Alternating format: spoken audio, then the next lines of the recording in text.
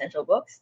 Moving on to today's lecture and introducing our guest speaker, Dean Maria Soledad Deriquito-Mawis received her Bachelor of Arts in Political Science degree from the University of the Philippines as cum laude in 1983. Currently, Dean Sol is the Dean of and a professor in the Lyceum of the Philippines College of Law and also teaches in the University of the Philippines, De La Salle University, University of Santo Tomas, and Adamson University.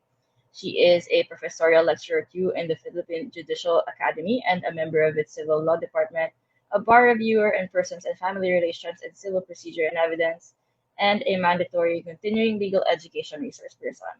She is the founder of Mawis Law Office, a columnist at the Philippine Daily Inquirer, a subject matter expert at the IDLO DOJ project on the prosecution of crimes involving women and children, and co-author of the book on Persons and Family Relations. Without further ado, let's all welcome today's lecturer, Dean Maria Soledad Deriquito-Mawis. Okay. Good morning, everybody. I hope you are wide awake and I hope you are prepared with your coffee so that you won't fall asleep. That is very important. At any rate, let me just share with you the ground rules for today. Every hour, we will have a 5-minute break.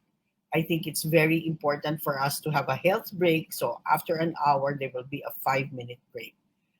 We will also, as much as possible, have a Q&A later. Maybe the last 15 or 10 minutes, kung hindi matapos pa yung slides, okay?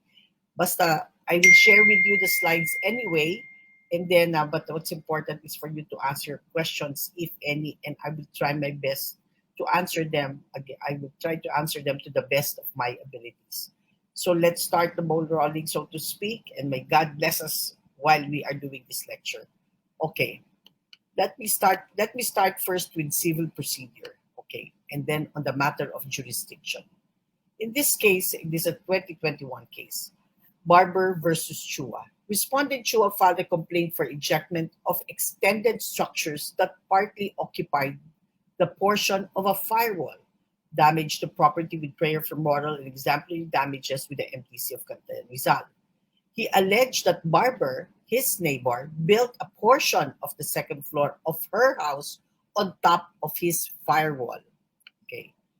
Petitioners Barber et al. Filed a motion to dismiss, claiming that MTC had no jurisdiction over the subject matter of the case and Barber's person. They claimed, okay, that the complaint did not raise the issue of material or physical possession of a property, but the removal of certain structures that encroached upon respondent's property. The complaint referred to encroachment, not of a land or building, but of a firewall. Kasi doon nag-build on top of the firewall. Pero sabi nga ng petitioners, no, hindi naman to an illegal, this is not an unlawful detainer case, it is not a forcible entry case, kasi it refers to an encroachment, which they claim cannot be subject of an ejectment case. As such, the case is one for specific performance, which is within the jurisdiction of the RTC. The MTC dismissed respondent's complaint for lack of jurisdiction. It held that the complaint failed to allege stealth or tolerance, and that respondent's prayer seeking the removal of petitioner's permanent structures on top of his firewall falls short of what is required in an ejectment complaint. What was the ruling of the Supreme Court? MTC has jurisdiction over respondent's complaint. The jurisdiction of the court, as well as the nature of the action, are determined by the allegations in the complaint. In ejectment cases, the complaint should embody statement of facts as to bring the party clearly within the class of cases for which Section 1, Rule 70 of the Rules of Court provides a summary remedy, and must show enough on its face to give the court jurisdiction without resort to parole evidence. Let us not forget, okay, pag sinabing jurisdiction over the subject matter, just read the allegations of the complaint, because jurisdiction is determined by the allegations of the complaint and not dependent upon the defenses raised in the answer. Okay.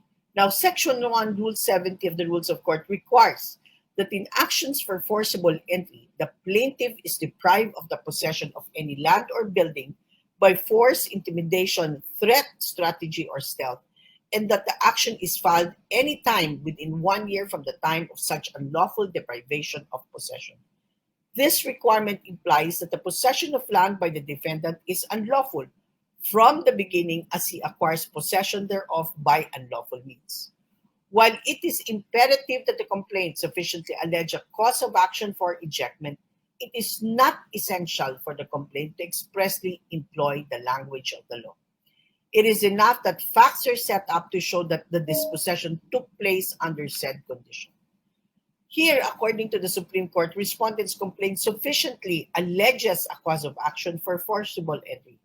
Respondent claimed that he is the owner of a house and lot with a firewall next to Barber's property. Further, he alleged that the building, the second floor of Barber's house, hollow blocks and iron grills were placed on top in his firewall, and the dowels thereof removed without his consent. Finally, he contended by reason of petitioner's construction, respondent was deprived of the possession of part of his property. Therefore, from the allegations of his complaint, it is clear that he merely allowed petitioner's construction workers to use the firewall so that they can properly lay the foundation for Barber's second floor. He never consented to and was surprised by the intrusion or extension of Barber's property on top of his firewall. These allegations clearly qualify as dispossession by stealth, which is defined as a secret, sly, or clandestine act to avoid discovery and to gain entrance to or to remain within the residence of another without permission. That respondent complaint did not refer to dispossession of a parcel of land or a building does not mean that the remedy of ejectment is unavailable. The remedy of ejectment for dispossession of the subterranean portion of a titled property, noting that rights over lands are indivisible. The owner of a parcel of land has rights not only on the land surface, but also to everything underneath and the airspace above it up to a reasonable height. By parity of reasoning, an aggrieved owner, possessor of property can properly resort to a case for ejectment in order to remove structures affecting his right to possess the entirety of his property, including his firewall. You know what is nice about this case is it's very clear that you can file an ejectment case even if, the ejectment does not really refer to the land. Anything that is, sabi nga dito, the remedy of ejectment for dispossession of the subterranean portion of a titled property, noting the rights over lands are indivisible. The owner of a parcel of land has rights not only on the land surface, but also to everything underneath it and the airspace above it up to a reasonable height. Okay. Now, in the case of Sabado versus Sabado, this one, there was a case, no? A petition for temporary protection order, support pendentility was filed by Tina against her husband Jay. Now, the court sheriff made several attempts to personally serve the summons, petition, and TPO to Jay at his address, but the security said he was not around. The sheriff also tried to serve them at the office of his employer, only to be told that the appellant was abroad for deployment. So on November 16, 2012, Attorney Palmero, counsel of Jay in a criminal case for violation of RA 9262, Anti-Violence Against Women and Children, went to Branch 136 and received a copy of the order, and the petition as evidenced by the latter's signature, the order being the TPO. So Jay filed an entry of appearance with opposition to the issuance of the PPO, where he asserted that he was merely a chief officer and not a ship captain. He also claimed that the couple acquired 4 properties during their marriage and that the condominium unit and parking lot are under the name of Tina. Although he admitted that he and Tina had disagreements, he denied humiliating her in public in the presence of her office mates. In truth, he had been a good provider for his family as he sent his children to good schools. In other words, sinagot ni Jay, yung petition. Now, the trial court issued a permanent protection order in favor of Tina. It pointed out that Jay already waived his opportunity to oppose the petition for his failure to file the necessary pleading on time. Consequently, it held that Tina was subjected to psychological and emotional abuse as well as deprivation of financial support. So Jay was ordered to stay away from Tina and children and to pay a monthly support. Now, Jay elevated the case to the CA, arguing that one, Tina failed to provide the necessity for a protection order. Two, Tina failed to prove the amount of support needed and Jay's capacity to provide the same, and that the trial court erred in rendering judgment despite improper service of summons. Okay. Summons, according to the Supreme Court, is a procedural tool. It is a writ by which the defendant is notified that an action was brought against him or her. It is an action in personam brought to enforce personal rights and obligations. Jurisdiction over the person of the defendant is mandatory. In such actions, therefore, summonses serve not only to notify the defendant of the filing of an action, but also to enable acquisition of jurisdiction over his person. Pero paano kung ang sinerve sa iyo na una is the TPO or the Temporary Protection Order? A TPO is not a procedural mechanism which is imperative for the progression of an initiated action. Rather, it is itself a substantive relief which prevents further acts of violence against a woman or a child specified in Section 5 of RA 9262. So summons and temporary protection orders are entirely different judicial issuances. It is true that the latter also serves a purpose of conveying information. However, this information not to the filing of an action, but merely to the schedule of an upcoming hearing. The similarities of summons and a protection order begin and end with their informative capacity. At no point the anti-vowsy law intimate that the temporary protection order is the means for acquiring jurisdiction over the person of the respondent. Now, records show that Jay was out of the country from August 7, 2012 to January 5, 2013 due to his overseas employment. Since personal service could not be effected upon him, summons could be served through substituted service, through extraterritorial service, or by publication in accordance with Section 7, or Section 15, or Section 16. Notably, none of these modes of service were resorted to by Tina. While the CA is correct in quoting GCP Money Transport Services versus Principe, that notice to counsel is equivalent to notice to client. The very same case also states that it is notice sent to counsel of record which is binding upon the client. In the case at hand, Attorney Palmero was Jay's counsel in a separate criminal case filed by the latter for violation of RA 9262, pending at the time before Branch 140 of RTC Makati. Therefore, Jay had no counsel of record yet with Branch 136 of RTC of Makati at the time Attorney Palmero received a copy of the order and the TPO. Granting arguendo that Jay knew of the pending TPO against him, whether through Attorney Palmero or another person, the requirement of summons cannot be dispensed with dahil nga po iba ang summons sa TPO. Jurisdiction over the person of the defendant cannot be acquired notwithstanding his knowledge of the pendency against him unless he was validly served with summons. Thus, serving the order and the TPO to Attorney Palmero cannot be considered a valid service of summons. However, the Supreme Court noted that Jay voluntarily submitted himself to the jurisdiction of the trial court when he filed the entry of appearance with opposition to the issuance of a PPO. By seeking affirmative relief in his opposition without objecting to the jurisdiction of the trial court, he thereby voluntarily submitted to its jurisdiction. Okay. We now go to the case of Tomaldos versus San Miguel Yamamura Packaging. Okay. In cases involving workers and their employers, the delineation between the jurisdiction of the regular courts and that of the labor courts has always been a matter of dispute. In this case, the Supreme Court agrees with the CA that it is the regular courts that have jurisdiction over petitioner's claim. Okay. Ano ba ang guide para malaman ito ba sa NLRC o ito ba jurisdiction ng regular courts?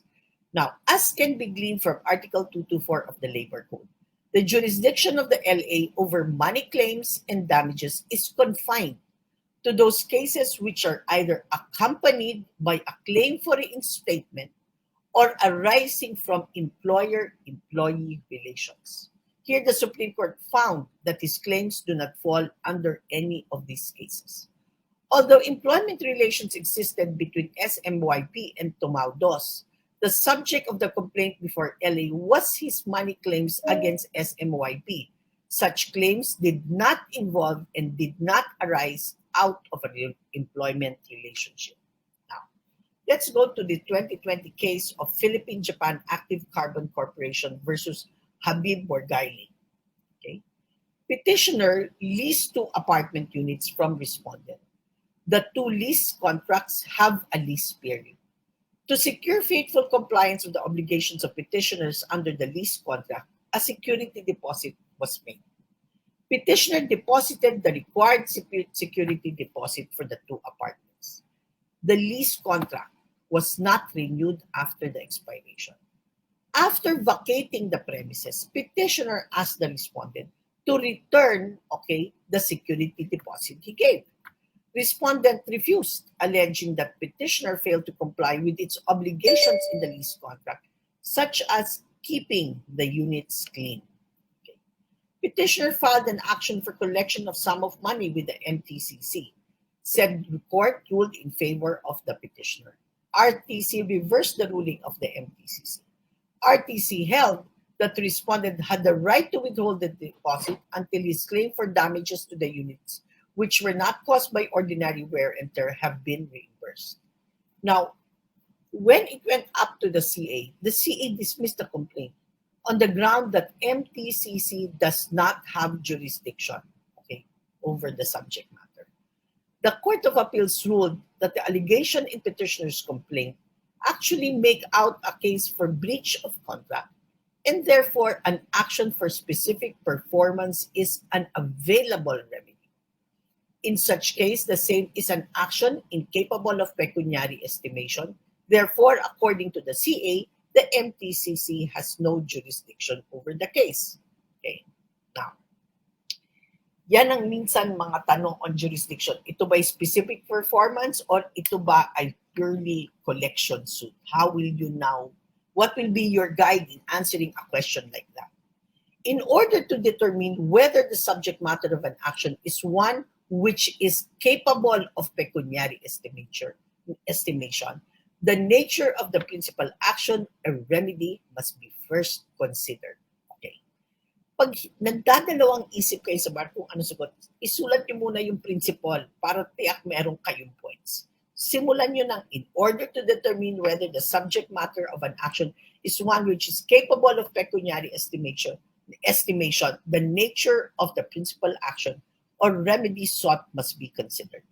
If it is primarily for recovery of sum of money, then the claim is considered as capable of pecuniary estimation, and the jurisdiction lies with the proper court depending on the amount sought to be recovered. However, where the basic issue of the case is something other than the right to recover sum of money, where the money claim is merely incidental to the principal relief, then the subject matter of the action is not capable of pecuniary estimation and is within the jurisdiction of the RTC. Contrary to the Court of Appeals ruling, a perusal of the complaint filed by the petitioner make out a case for collection of sum of money. Dahil yun yung principal action niya. Gusto niyang ma-recover yung pera and not for breach of contract. It is to be noted that the lease agreement had already expired when petitioner filed an action for the return of the security deposit. So since the lease had already expired, anong pinag-uusapan nating kontrata? There is no more contract to breach. The demand for the return of the security deposit was therefore merely a collection suit. Okay? What the petitioner prayed for before the MTCC was the return of the amount of 90,000 and not to compel respondent to comply with this obligation under the lease contract. As such, the CA erred when it held that the MTCC has no jurisdiction of the case and dismissed the case for lack of jurisdiction. Okay. Now, 2020 case of heirs of Bulacanag versus Dole Philippines. Okay. This case stemmed from a complaint for ejectment filed by Dole Philippines against Romulo Bulacanag and several others before the MTC of South Palumolo, South Cotabato. The MTC rendered a decision finding that Bulacanag and his co-defendants' possession was by mere tolerance of Dole Philippines. So the MTC ordered Bulacanag and his co-defendants to vacate the subject property and to pay reasonable compensation for the use and occupation of the same. Bulacanag, in a motion for reconsideration, questioned the jurisdiction of the MTC as the complaint did not make out a case for unlawful detainer.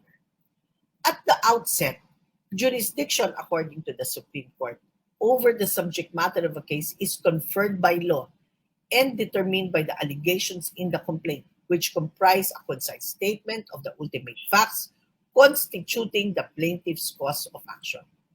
A complaint sufficiently alleges a cause of action for unlawful detainer if it states the following: the possession of the property by the defendant was by contract with or by tolerance of the plaintiff. 2. Such possession became illegal upon notice by plaintiff to defendant upon the termination of the latter's right of possession. 3. Defendant remained in possession and deprived plaintiff of its enjoyment, and within 1 year from making last demand to vacate on the defendant, the plaintiff instituted the complaint for ejectment. In this case, Dole's complaint sufficiently alleged the foregoing. It adequately stated that their possession was by mere tolerance, that such possession became illegal when demand to vacate was made, and that the same was disregarded, that they remained in possession of the subject property, and that the complaint was filed within 1 year from the date of the last demand. As the MTC validly acquired jurisdiction over the subject matter of the case, its decision is valid. Now, in the case of Attorney Garcia versus Court of Appeals, okay, an original action for injunction is outside the jurisdiction of the Court of Appeals. Okay, so you file a complaint for injunction before the CA. CA does not have jurisdiction. Can you file a complaint for injunction before the Supreme Court? Mas lalong hindi pwede. Under BP 129, the CA has original jurisdiction only over actions for annulment of judgment of the RTCs, that's Rule 47, and has original jurisdiction to issue writs of mandamus, prohibition, certiorari, habeas corpus, and quo warranto, and auxiliary writs or processes, whether or not they are in aid of its appellate jurisdiction. The appellate court's jurisdiction to grant a writ of preliminary injunction is limited to actions or proceedings pending before it. If the RTC had abused its discretion in issuing a writ of execution, petitioner should have challenged the same through Rule 65. Okay, now, one thing is very clear in the case of Attorney Garcia versus CA. Number one, a complaint for injunction falls within the jurisdiction of the RTC. There is nothing that in the law that would bevest upon the CA to hear and decide a complaint for injunction. The writ of preliminary injunction, yan, the CA can issue it, okay, in aid of its original or appellate jurisdiction. 3, for purposes of original actions, the CA has original jurisdiction over Rule 47 petitions. Number 2, petitions for certiorari, mandamus, and prohibition, habeas corpus, and quo warranto. And the auxiliary writs or processes can be issued by the said CA, whether they are in aid of its appellate jurisdiction or not. Okay, now, kung may question ka sa writ of execution, please do not file, okay, a complaint for injunction to stop its enforcement. You want to question the writ of execution issued by the lower court, then you should have challenged the same through a Rule 65 petition, and the legal basis for that will be your Rule 41, Section 1, the last paragraph. Okay. Now, let me now discuss another topic, which is payment of docket fees. Okay. In the case of the heirs of the late spouses Ramiro versus spouses Bacaron, spouses Bacaron filed the case before the RTC against petitioners. They claimed that the father of petitioners, the late Alejandro Ramiro, was a registered owner of a parcel of land, that Alejandro and his wife Felicissima Llamada sold the properties to spouses Bacaron, as evidenced by a deed of sale, that spouses Bacaron took possession of the property after the sale, that the property was earlier mortgaged by spouses Ramiro to DBP, and spouses Bacaron paid DBP for the redemption of the property. And then petitioners forcibly dispossessed spouses Bacaron of the property. After trial on the merits, the RTC rendered a decision in favor of spouses Bacaron.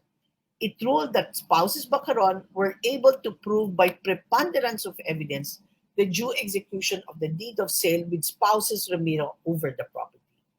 Aggrieved, the petitioners appealed the trial court's decision to the CA. They argued that the main thrust of the complaint was to recover the property, yet spouses Bacaron failed to allege the assessed value of the property in the complaint. So sabi ng petitioners that the RTC did not acquire jurisdiction over the subject matter pursuant to BP 129 as amended, and the CA affirmed the RTC decision. Okay. Now, it is clear according to the Supreme Court that while respondents claim that their amended complaint before the RTC is denominated as one for declaration of validity of the deed of sale and for specific performance, the averments in their amended complaint and the character of the relief sought therein revealed that the action primarily involves title to or possession of real property. Okay, let me stop there first. No? Notice, okay, that the nature of the action is not dependent on the designation made, okay, by the parties. Okay? The nature of the action, okay, is really dependent on the allegations and of the complaint and the character of the relief sought. Now, based on that principle, sabi ng Supreme Court, yung final na complaint talaga is a real action because it primarily involves title to or possession of real property.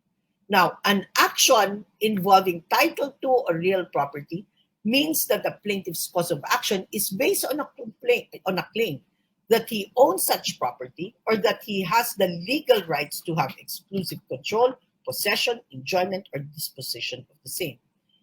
Title is the legal link between a person who owns the property and the property itself. Okay. Now, in Gotchan versus Gotchan, the Supreme Court ruled that where a complaint is entitled as one for specific performance, but nonetheless praised for the issuance of a deed of sale for a parcel of land, its primary objective in nature is one to recover the parcel of land itself and is thus deemed a real action. Accordingly, these circumstances, the court which has jurisdiction over the subject matter of the case is determined by the assessed value of the property. Okay. In this case, the plaintiffs below neither allege the assessed value of the property. The court cannot take judicial notice of the assessed or market value of the lands. Absent any allegation in the complaint of the assessed value of the property, it cannot be determined which between the RTC or MTC had original and exclusive jurisdiction over respondent's action. Consequently, okay, the complaint filed before the RTC should be dismissed. Furthermore, it is not simply the filing of the complaint or appropriate initiatory pleading, but the payment of the prescribed docket fee that vests a trial court with jurisdiction over the subject matter or nature of the action. In resolving the issue of whether or not the correct amount of docket fees were paid, it is necessary to determine the true nature of the complaint.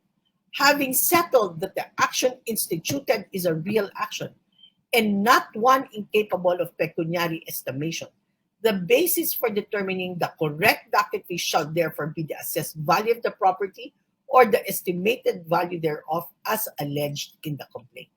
As already discussed, however, since respondents did not allege the assessed value of the property in their amended complaint, and given that they did not allege its estimated value, The correct docket fees, therefore, could not have been computed and paid by the RT and paid by the respondents, and the RTC could not have acquired jurisdiction over the subject matter of the case. All proceedings before it are consequently void. Okay.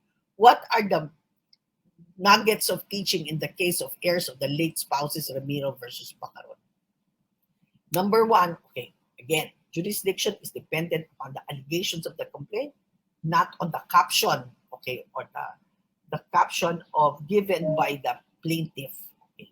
Now, if based on the allegations of the complaint, it is a real action, and as defined by the Supreme Court, okay, what is a real action? Real action refers to, it involves title or to possession of real property, okay, then you must allege the assessed value of the property or an estimated value thereof. Because the reason why you need to allege the assessed or market value of the said lands is for the court to able to determine whether it has jurisdiction or not. You don't allege the assessed value of the property or an estimate thereof, then the court will not be in a position to determine whether the real action is within its jurisdiction. Okay. Ang exception dun sa allegation kung magkano ang assessed value is actually unlawful detainer or enforceable entry. Kasi malinaw sa batas, miski walang nakalagay yung assessed value dyan, talagang ang jurisdiction ng MTC ay doon sa mga forcible entry cases and unlawful detainer cases. But other real actions you must allege because the court will have to determine whether it is within its jurisdiction or not. Okay. And notice too, nagkaroon ng decision dito, but because the court did not have jurisdiction over the subject matter, okay, then all the proceedings before it were declared consequently null and void. Okay. Now, in the case of Gatmaytan versus Misibislan, okay, the RTC also anchored the outright dismissal of the complaint on petitioner's alleged failure to pay the correct docket fees. Again, this is error. Assuming that payment made by the petitioner is in fact deficient, belated payment of the difference may be still permitted consistent with the court's ruling in Sun Insurance versus Asuncion. It is not simply the filing of the complaint or appropriate initiatory act pleading, but the payment of the prescribed docket fee that vests a trial court with jurisdiction over the subject matter or nature of the action. Where the filing of the initiatory pleading is not accompanied by payment of the docket fee, the court may allow the payment of the fee within a reasonable time, but in no case beyond the applicable prescriptive or reglementary period. Okay. Just by way of recall, okay, the case of Manchester, okay, is still good jurisprudence, notwithstanding, okay, the case of Gatmaytan. So how do you reconcile the case of the teaching in Manchester and the teaching in Gatmaytan? Pag there is a deliberate effort talaga not to pay the prescribed filing fee, okay, then, okay, the court then applied the ruling in the case of Manchester. The court failed to acquire jurisdiction over the complaint, okay, because there was a deliberate, willful effort not to pay the prescribed filing. Pero kung ang pagbayad mo ng filing fee, kaya ka kulang, ay hindi dahil sa'yo, nagkaroon man din ng computation, okay? Or at hindi naman ikaw nagko-compute, ang nagko-compute yung officer sa court, no? Sa clerk of court's office, no? There's no deliberate effort on your part to pay that prescribed filing fee. Then you can rely on in the ruling given in the case of Sun Insurance Office as reiterated in the case of Gatmaytan versus Misibislan. Okay, now, let me briefly discuss, a rule on summary procedure. I will not discuss the amendments, okay, on the rules on summary procedure because that is, I believe, that was issued actually and made effective after the cut-off, no? But please take note the case of Garcia versus Spouses Isguera, a decision that was rendered or promulgated in 2020. Under the revised rules and summary procedure, the weight of evidence is not considered when a judgment is rendered based on the complaint. Here, petitioner's failure to timely file his answer to the complaint constitutes her acquiescence to all of the allegations stated therein. Consequently, okay, there is actually nothing else to be done in this situation except to render judgment as may be warranted by and based solely on the facts alleged in the complaint. Okay. Now, let me go now to Rule 3, Parties to Civil Actions. Okay. In the case of Agkawili versus Mata, Feb 26, 2020 case, no? Mata filed a complaint for annulment of documents, partition, and damages against petitioner Agkawili et al. The complaint alleged that Justo Mata sold the lot to spouses Pedro Mata and Josefina Mata via deed of absolute sale. Later, the widowed Josefina Mata married Emilio Agkawili. When the spouses Josefina and Emilio were still alive, the lot was surreptitiously declared in their names without his or respondent's knowledge, and they used the lot as a collateral for the purchase of a rifle. In 2001, petitioners surreptitiously and fraudulently subdivided the lot, also without respondent's knowledge and permission. The respective signatures of Josefina and Emilio, in fact, did not appear on the subdivision plan. After due proceedings, the RTC rendered its decision granting the complaint for nullification of documents and partition of property. Petitioner consistently asserts he is one of the compulsory heirs of Josefina Agkawili, he being the latter's legally adopted son. No one has challenged this since the initiation of the complaint below up till now. There is therefore no reason or rhyme to exclude him from the partition of the estate below of which he claims to be a compulsory heir. Notably, according to the Supreme Court, neither the trial court nor the CA delve into this matter, although it is undeniably crucial in determining petitioner's legal standing in the case. There is no question that the heirs of Pedro Mata Jr. are indispensable parties in the complaint for annulment, partition, and damages below. An indispensable party is one whose interests will be affected by the court's action in the litigation and without whom no final determination of the case can be had. The party's interests in the subject matter of the suit and in the relief sought are so inextricably intertwined with the other parties that his legal presence as a party to the proceeding is an absolute necessity. In his or her absence, there cannot be a resolution of the dispute of the parties before the court, which is effective, simple, or equitable. Thus, the absence of an indispensable party renders all subsequent actions of the court null and void, for want of authority to act, not only as to the absent parties, but even as to those present. So in an action for partition, all the co-heirs and persons having interest in the properties are indispensable parties. As such, an action for partition will not lie without the joinder of the said parties. In non-joinder of indispensable parties, the case should not be dismissed. Instead, the non-party claimed to be indispensable should be implemented. Okay. Mabalik lang tayo. Ano bang rule? Okay.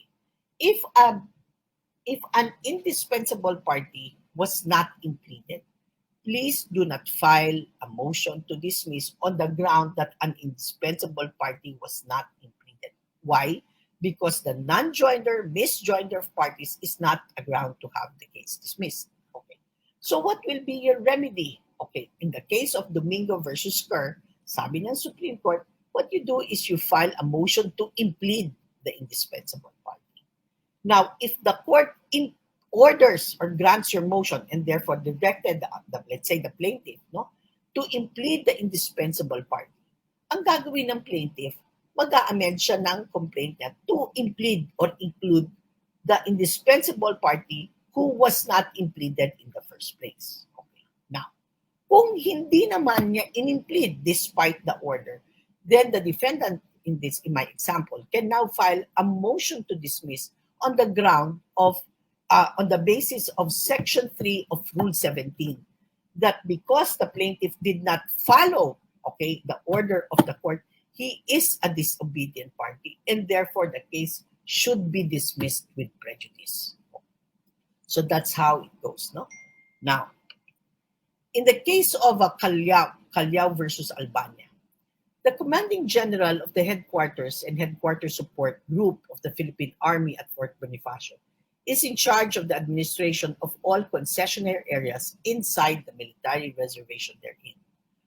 Albania is one of these concessionaires who was granted by the post commander with a business permit to operate for a period of 1 year a tailoring and barber shop within the vicinity of the Army training unit. By virtue of said grant, the former post commander Colonel Espina, as representative of the Philippine Army, entered into a concession agreement with Albania, and then the agreement provides that the same may be revoked at any time in case of violation of its terms and conditions of any pertinent rules or when security, public interest, or military exigency or necessity require. When a substantial portion of the Fort Bonifacio military reservation was taken by BCDA, the Philippine Army considered it imperative to relocate its displaced units to the area being occupied by Albania. So petitioner averred that it sent Albania various demand letters for the latter to vacate the premises, but despite receipt thereof, Albania failed to leave and pay rentals. Consequently, then Commanding General Brigadier General Cabusao filed a complaint for unlawful detainer. Later on, Brigadier General Cabusao was succeeded by Brigadier General Colyao. The complaint was amended to reflect the change. Okay. The METC of Makati granted the complaint for unlawful detainer, ordered Albania to vacate the premises and pay the unpaid rentals. Okay. Now, and then it held that BCDA took a substantial portion of the Fort Bonifacio military reservation. It was imperative for the Philippine Army to locate the leased premises. It also found that ejecting Albania is proper in view of the expiration of the contract. The RTC, however, reversed the decision of the METC and dismissed without prejudice the complaint for failure of petitioner to comply with the mandatory requirement of impleading the Philippine Army as party to the case. It ruled that petitioner is not the real party in interest as it is the Philippine Army and not Brigadier General Cabusao, which stands to be benefited or injured by whatever judgment is rendered under Section 2, Rule 3 of the Rules of Court. Okay. Anong sabi ng Supreme Court? A cursory perusal of the complaint would reveal a compliance with the requirements of the rules. Here, the title of the complaint states that plaintiff is Brigadier General Licias Cabasao in his capacity as Commanding General, Headquarters and Headquarters Support Philippine Army. Accordingly, the beneficiary in the present case, which is the Philippine Army, was actually included in the title of the case in compliance with the rule. But even assuming that the complaint failed to implead the Philippine Army, case law dictates that the remedy is not the outright dismissal of the complaint, but the amendment of the pleadings and the inclusion of said party in the case, especially since the omission herein is merely a technical defect. Okay. Now, let's now proceed to the 2022 case of Republic of Philippines versus Macapagdal. Petitioner Republic, represented by the DPWH, filed a complaint seeking to expropriate a parcel of land in Valenzuela City. The expropriation was necessary for the implementation of the C5 Northern Link Road project. The titled and registered owner of the subject property, however, were not properly identified, although diligent efforts to search the owner were exerted. The complaint initially impleaded unidentified owner named in the title as John Doe YY. After the trial court directed that the complaint be published in a newspaper of general circulation, the Republic filed a motion for the issuance of a writ of possession. The trial court granted the motion but held in the abeyance the implementation of the writ until the Republic would be able to deposit with the trial court a check representing 100% of the zonal value of the property. Upon compliance therewith, the RTC issued the corresponding writ of possession. Meanwhile, a certain attorney Panlake appeared before the RTC, praying that one Elena Macapagdal be substituted as party defendant, alleging that she is the real party in interest, being the registered owner of the subject property. Counsel also submitted a copy of a land title registered in Elena's name. The Republic then filed a motion to dismiss the case for hearing to enable Elena to substantiate her claim. But on the day of the supposed hearing, neither Elena nor her counsel appeared. Instead, as Attorney Ricardo C. Pilares filed an omnibus motion for substitution of party, admission of answer and hearing, averring that Elena already died, and he also prayed that the sole heir, a certain Leonor Macapagdal, be substituted in Elena's place. The RTC, finding that Elena Macapagdal really owned the property, named her as a party defendant. But due to her death, the RTC ordered her to be substituted by Leonor, being her sole heir. The Republic filed a motion for partial reconsideration, arguing the substitution of Leonor was improper as the extrajudicial deed of partition. The evidence for allowing her to be substituted as the sole heir was neither registered in the RD of Valenzuela nor published in a newspaper of general circulation. However, the RTC denied the motion of the Republic. Now, the Supreme Court did not find merit in the Republic's assertion that the only evidence of Leonor in proving that she is the sole heir of Elena is the deed of extrajudicial settlement. Leonor was able to present two witnesses as well as other pertinent pieces of documentary evidence, establishing Leonor's identity and interest over the subject property. Even assuming arguendo that the unregistered deed of extrajudicial settlement was the only piece of evidence provided by Leonor to establish her interest over the subject property, the fact that the said deed of extrajudicialment was not registered by the RD does not strip away the document's evidentiary value with respect to Leonor's status and interest over the case. It must be stressed that the RTC appreciated the deed of extrajudicial settlement in relation to Leonor's claim that she is the only surviving sister of Elena and that the latter had no other heirs, thus giving Leonor sufficient standing to be a party in the expropriation case. The RTC did not hold whatsoever that the subject property was indeed adjudicated solely by virtue of a deed of extrajudicial settlement. Furthermore, it does not escape the attention of the court that the deed of extrajudicial settlement, which states that Elena has no other heirs and that Leonor is Elena's only surviving sister, was duly notarized. The fact of that notarization was not disputed, okay, by the Republic. Okay. When it comes to substitution of parties, no? Ang unang-una muna natin I think this is the way you process it. So, pwede ba mag-substitute ba to o hindi? Okay. My suggestion is when is substitution proper? Okay. The first thing you determine is this action an action that survives death or not? Kasi if it is an action that does not survive death, okay, you inform the court that your client died and you move for the dismissal of the case. Why? Because it's a purely personal action. So it's an action. It is an action that does not survive death. Pag tinignan mo, okay, at ang sabi mo sa sarili mo, it is an action that survives death. Ano ba yung mga actions that survive death? Recovery of real property or personal property, enforcement on liens thereon, and damages, at saka yung money claims expressed or implied. They are actions that will survive the death of the party. So you inform the court and then you move for the substitution. Okay? Substitution. And who can be the substitute? It can be the executor or administrator of the estate or the legal heirs, okay, of the legal heirs of the deceased. Okay? That's how you go about, processing whether substitution is proper or not. Okay. Now, in the case of Real versus House of Representatives, okay, Attorney Real, alleged that as early as 2016, the ABS-CBN Corporation attempted several times to renew its franchises with the House of Representatives. Yet, these were unsuccessful and not one of the bills made past the committee level. On March 10, 2020, the House conducted its very first hearing on the renewal bills. Thereat, the NTC promised that it shall issue a provisional authority to operate in favor of ABS. On May 30, 2020, the Office of the Solgen advised the NTC against issuing a provisional authority to ABS-CBN absent a congressional franchise.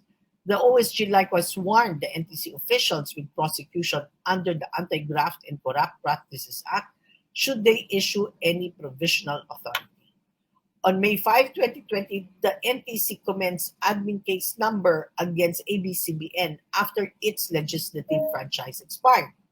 The NTC required ABS-CBN to show cause why its assigned frequencies should not be recalled and directed it to cease and desist from operating its radio and television stations.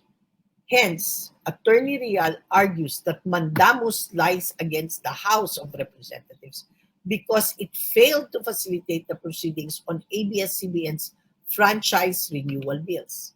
He also claimed, among others, that prohibition also lies to prevent NTC from withdrawing ABS-CBN's frequencies and assigning them to other entities.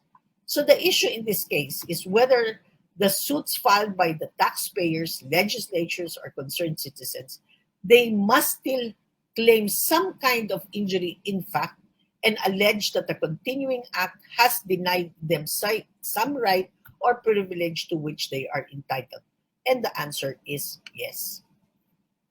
In private suits, standing is governed by the real parties in interest rules as contained in the Rules of Civil Procedure. The question as to real party in interest is whether he is the party who would be benefited or injured by the judgment or the party entitled to the avails of the suit. On the other hand, there is difficulty of determining locus standi in public suits. It is important to note that standing, because of its constitutional and public policy underpinnings, is very different from questions relating to whether a particular plaintiff is the real party in interest or has the capacity to sue. Standing is a special concern in constitutional law because cases are brought not by the parties who have been personally injured by the operation of a law. The plaintiff who asserts a public right in assailing an allegedly illegal official action does so as a representative of the general public.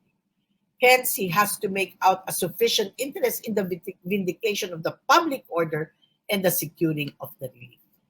The question in standing is whether such parties have alleged such a personal stake in the outcome of the controversy as to assure the concrete adverseness which sharpens the presentations of issues upon which a court so largely depends for elimination of difficult constitutional questions.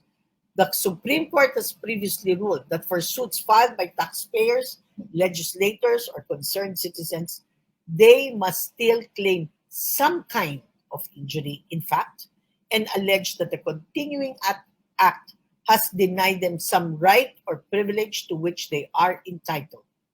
These parties have no legal standing unless they are sustained or are in imminent danger of sustaining an injury as a result of the Complaint Act. Now, in this case, Attorney Real fails to establish that he has the requisite personal and substantial interest. Okay, he did not sustain any direct injury or in danger of suffering any damages from the assailed actions of the House of Representatives, the NTC, and the OSG. Notably, it is ABS-CBN that has a more direct and specific interest in the questions raised in the petition.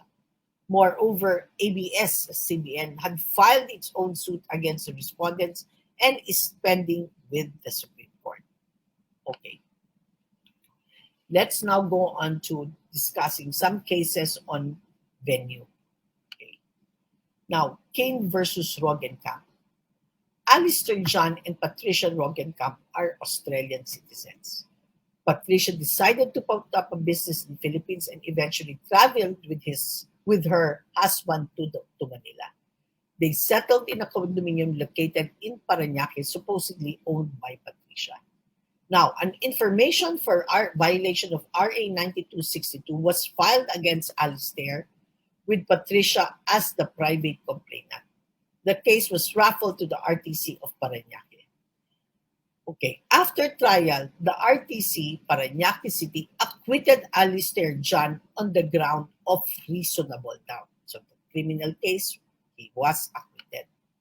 Now, after the acquittal, okay, Patricia filed a civil complaint for damages based on Article 33 of the Civil Code before the RTC of Mandaluyong, praying for actual moral and exemplary damages and attorney's fees. Patricia argued that the right of action provided in Article 33 in cases of physical injuries is entirely separate and distinct from the criminal action earlier commenced against Alistair John. So, her husband, Alistair John, filed a motion to dismiss on the grounds of res judicata and improper venue. With respect to the venue, Alistair John argued that it was improperly laid.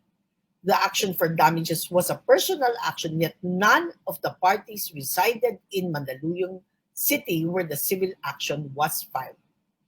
The trial court held that the venue was properly laid because at the time of the filing of the complaint, Patricia was already residing in Mandaluyong City. Basically, ang sinasabi, lahat ng mga pangyayari o kaganapan hindi nangyari sa Mandaluyong City. Okay? Because the parties at the time the incident happened, they did not reside in Mandaluyong City. They were residents of Parañaque City. Now, the trial court, however, denied the motion to dismiss and said that the venue was improperly laid. Why? Because at the time of the filing of the civil complaint, Patricia was already residing in Mandaluyong City. Now, according to the Supreme Court, venue is the place where the case is to be heard or tried. Under our rules, the venue of an action generally depends on whether it is a real or personal action. Real actions are those affecting the title to or possession of a real property or interest therein, to be commenced and tried in the proper court which has jurisdiction over the area wherein the real property or a portion thereof is situated. All other action called personal actions may be commenced and tried where the plaintiff or any of the principal plaintiffs reside, or where the defendant or any of the principal defendants reside at the election of the plaintiff. The action for damages does not involve the title or possession of real property or interest therein. It is a personal action, and respondent as plaintiff had the option of either filing it in her place of residence or the defendant petitioner's place of residence. She chose to file the civil case in her place of residence, that is in Mandaluyong City. Looking into the petitioner's allegation, he cites parts of the proceedings in the criminal case, specifically the hearing on May 22, 2007, and another hearing where respondent testified that she resided in a condominium in Parañaque. Notice that the complaint for damages was filed on November 28, 2008, months after the hearing. No? And it could be very well be that respondent had alleged in her civil complaint that she was already a resident of Mandaluyong at that time. Absent proof to the contrary, the Supreme Court affirmed the findings of the CE that at the time of the filing of the case, the respondent was already residing at Mandaluyong City. Thus, venue was properly laid at the RTC of Mandaluyong. Okay. As promised, we will have a 5-minute break. Okay, it's 9:45 by my watch. We will be back by 9:50. Please grab a glass of water or walk around. Okay? Sige, let's have a 5-minute break.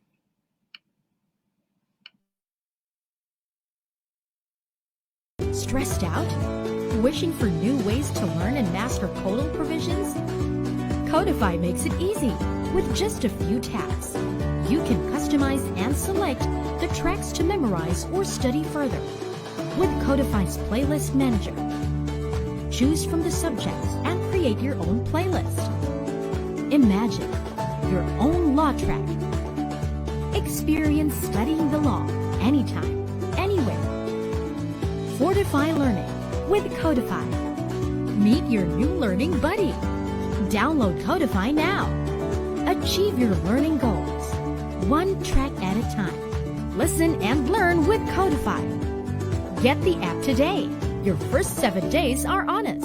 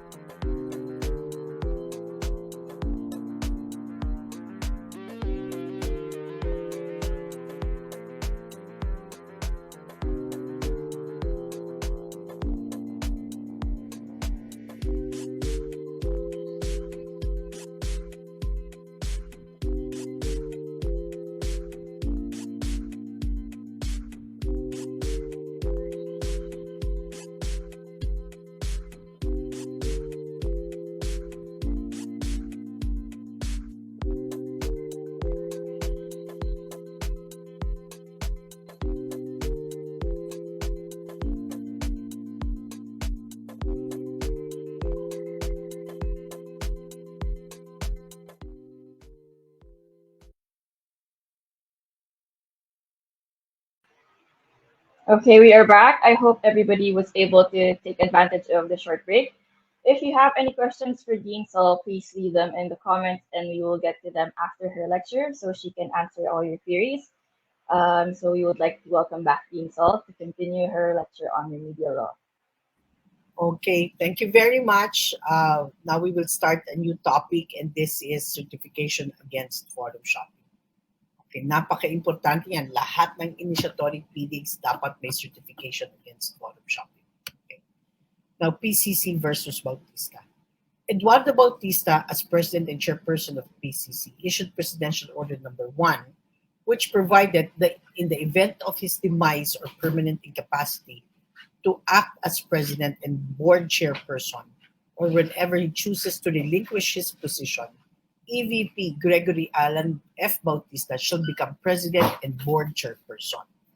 It further stipulated that Gregory's siblings shall render full and unconditional support to the incumbent in accordance with the above stated line of succession.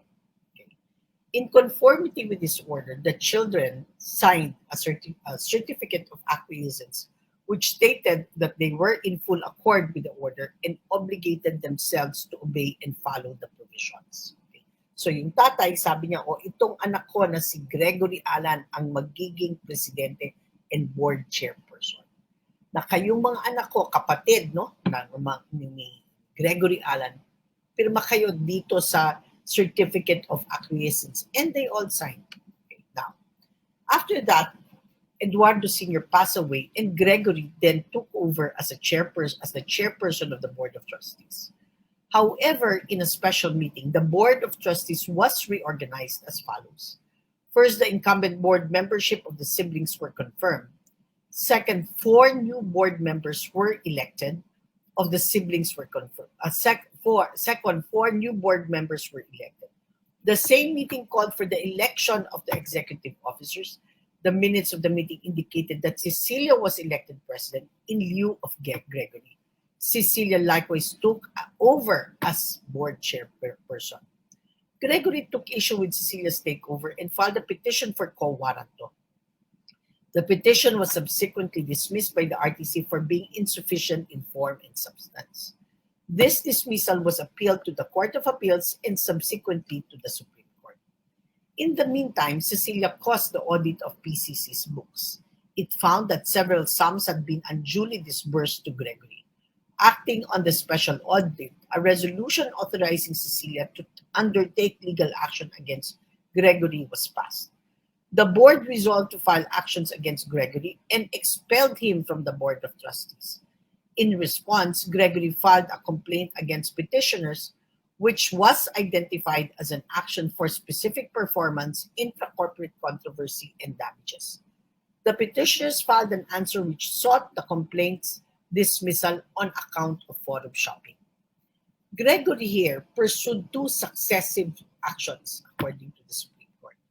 First, an action for quo warranto, and second, an action for specific performance. Meron ba diyang forum shopping? Okay. The quo warranto petition sought Cecilia's ouster and his restoration as president and board chairperson. The complaint for specific performance sought his restoration as board member. Both actions arose from the same larger narrative of his conflict with his siblings and other relatives. They involved substantially the same set of facts, parties, and causes of action. Okay? Both actions, are anchored on his supposed rights arising from the certificate of acquiescence that he and his siblings executed vis-a-vis their father's Presidential Order Number 1, and those same siblings supposed default on their commitment. Thus, they involve the same right, duty, correlative, and are both premised on his ouster as a supposed violation of his rights and a breach of their duty. Even in the present petition, which was spurred by his ouster as board member, he still harps on how Presidential Order Number 1, along with his siblings, acquiesced to it, created an obligation on their part to honor his right over the positions of chairperson and board of trustees and president. Both actions were instituted against his siblings and those who, along with them, he claims to have acted in such a manner as to deny him of petitions that he insists are due to him. As the same basic factual considerations are involved, the same pieces of evidence will need to be considered to ascertain the extent of rights and duties accruing to each party and whatever violation may have ensued. It is true that the co-warrant of petition and the complaint for specific performance ask for two distinct reliefs. However, the grant of relief in every action is rooted in its cause of action. The nature of the right and duty involved and the ensuing manner of which are ultimately the basis of whatever succor a court can extend. Okay. Now, on the matter of defenses and objections not pleaded, Baltazar versus Miguel. Florencio and Hippolyta are pro-indiviso co-owners of a parcel of land. Subsequent to the death of Florencio and Hippolyta, the respondent heirs of the said deceased co-owners sold their rights and interests over the subject property to Miguel for 200,000 pesos without written notice to Baltazar as a co-owner. Nevertheless, Baltazar offered Miguel by way of redemption an amount which was more than the purchase price of the subject property. Miguel, however, rejected the offer. So Baltazar filed an action for legal redemption against the respondents. More than 10 years after the action was filed, and only when another judge presided in the court, the respondent filed a motion to dismiss on the ground that Baltazar's non-compliance with the condition precedent necessarily renders the complaint as having failed to state or show a cause of action. Respondents were referring to Baltazar's failure to tender the redemption price or consign the same in court in a timely manner. So the issue is whether petitioner failed to comply with the condition precedent of consigning the redemption price within the reglementary period, and the Supreme Court said yes. As a general rule, the listed grounds must be invoked by the party litigant at the earliest opportunity, as in a motion to dismiss or in the answer. Otherwise, such grounds are deemed waived. Okay?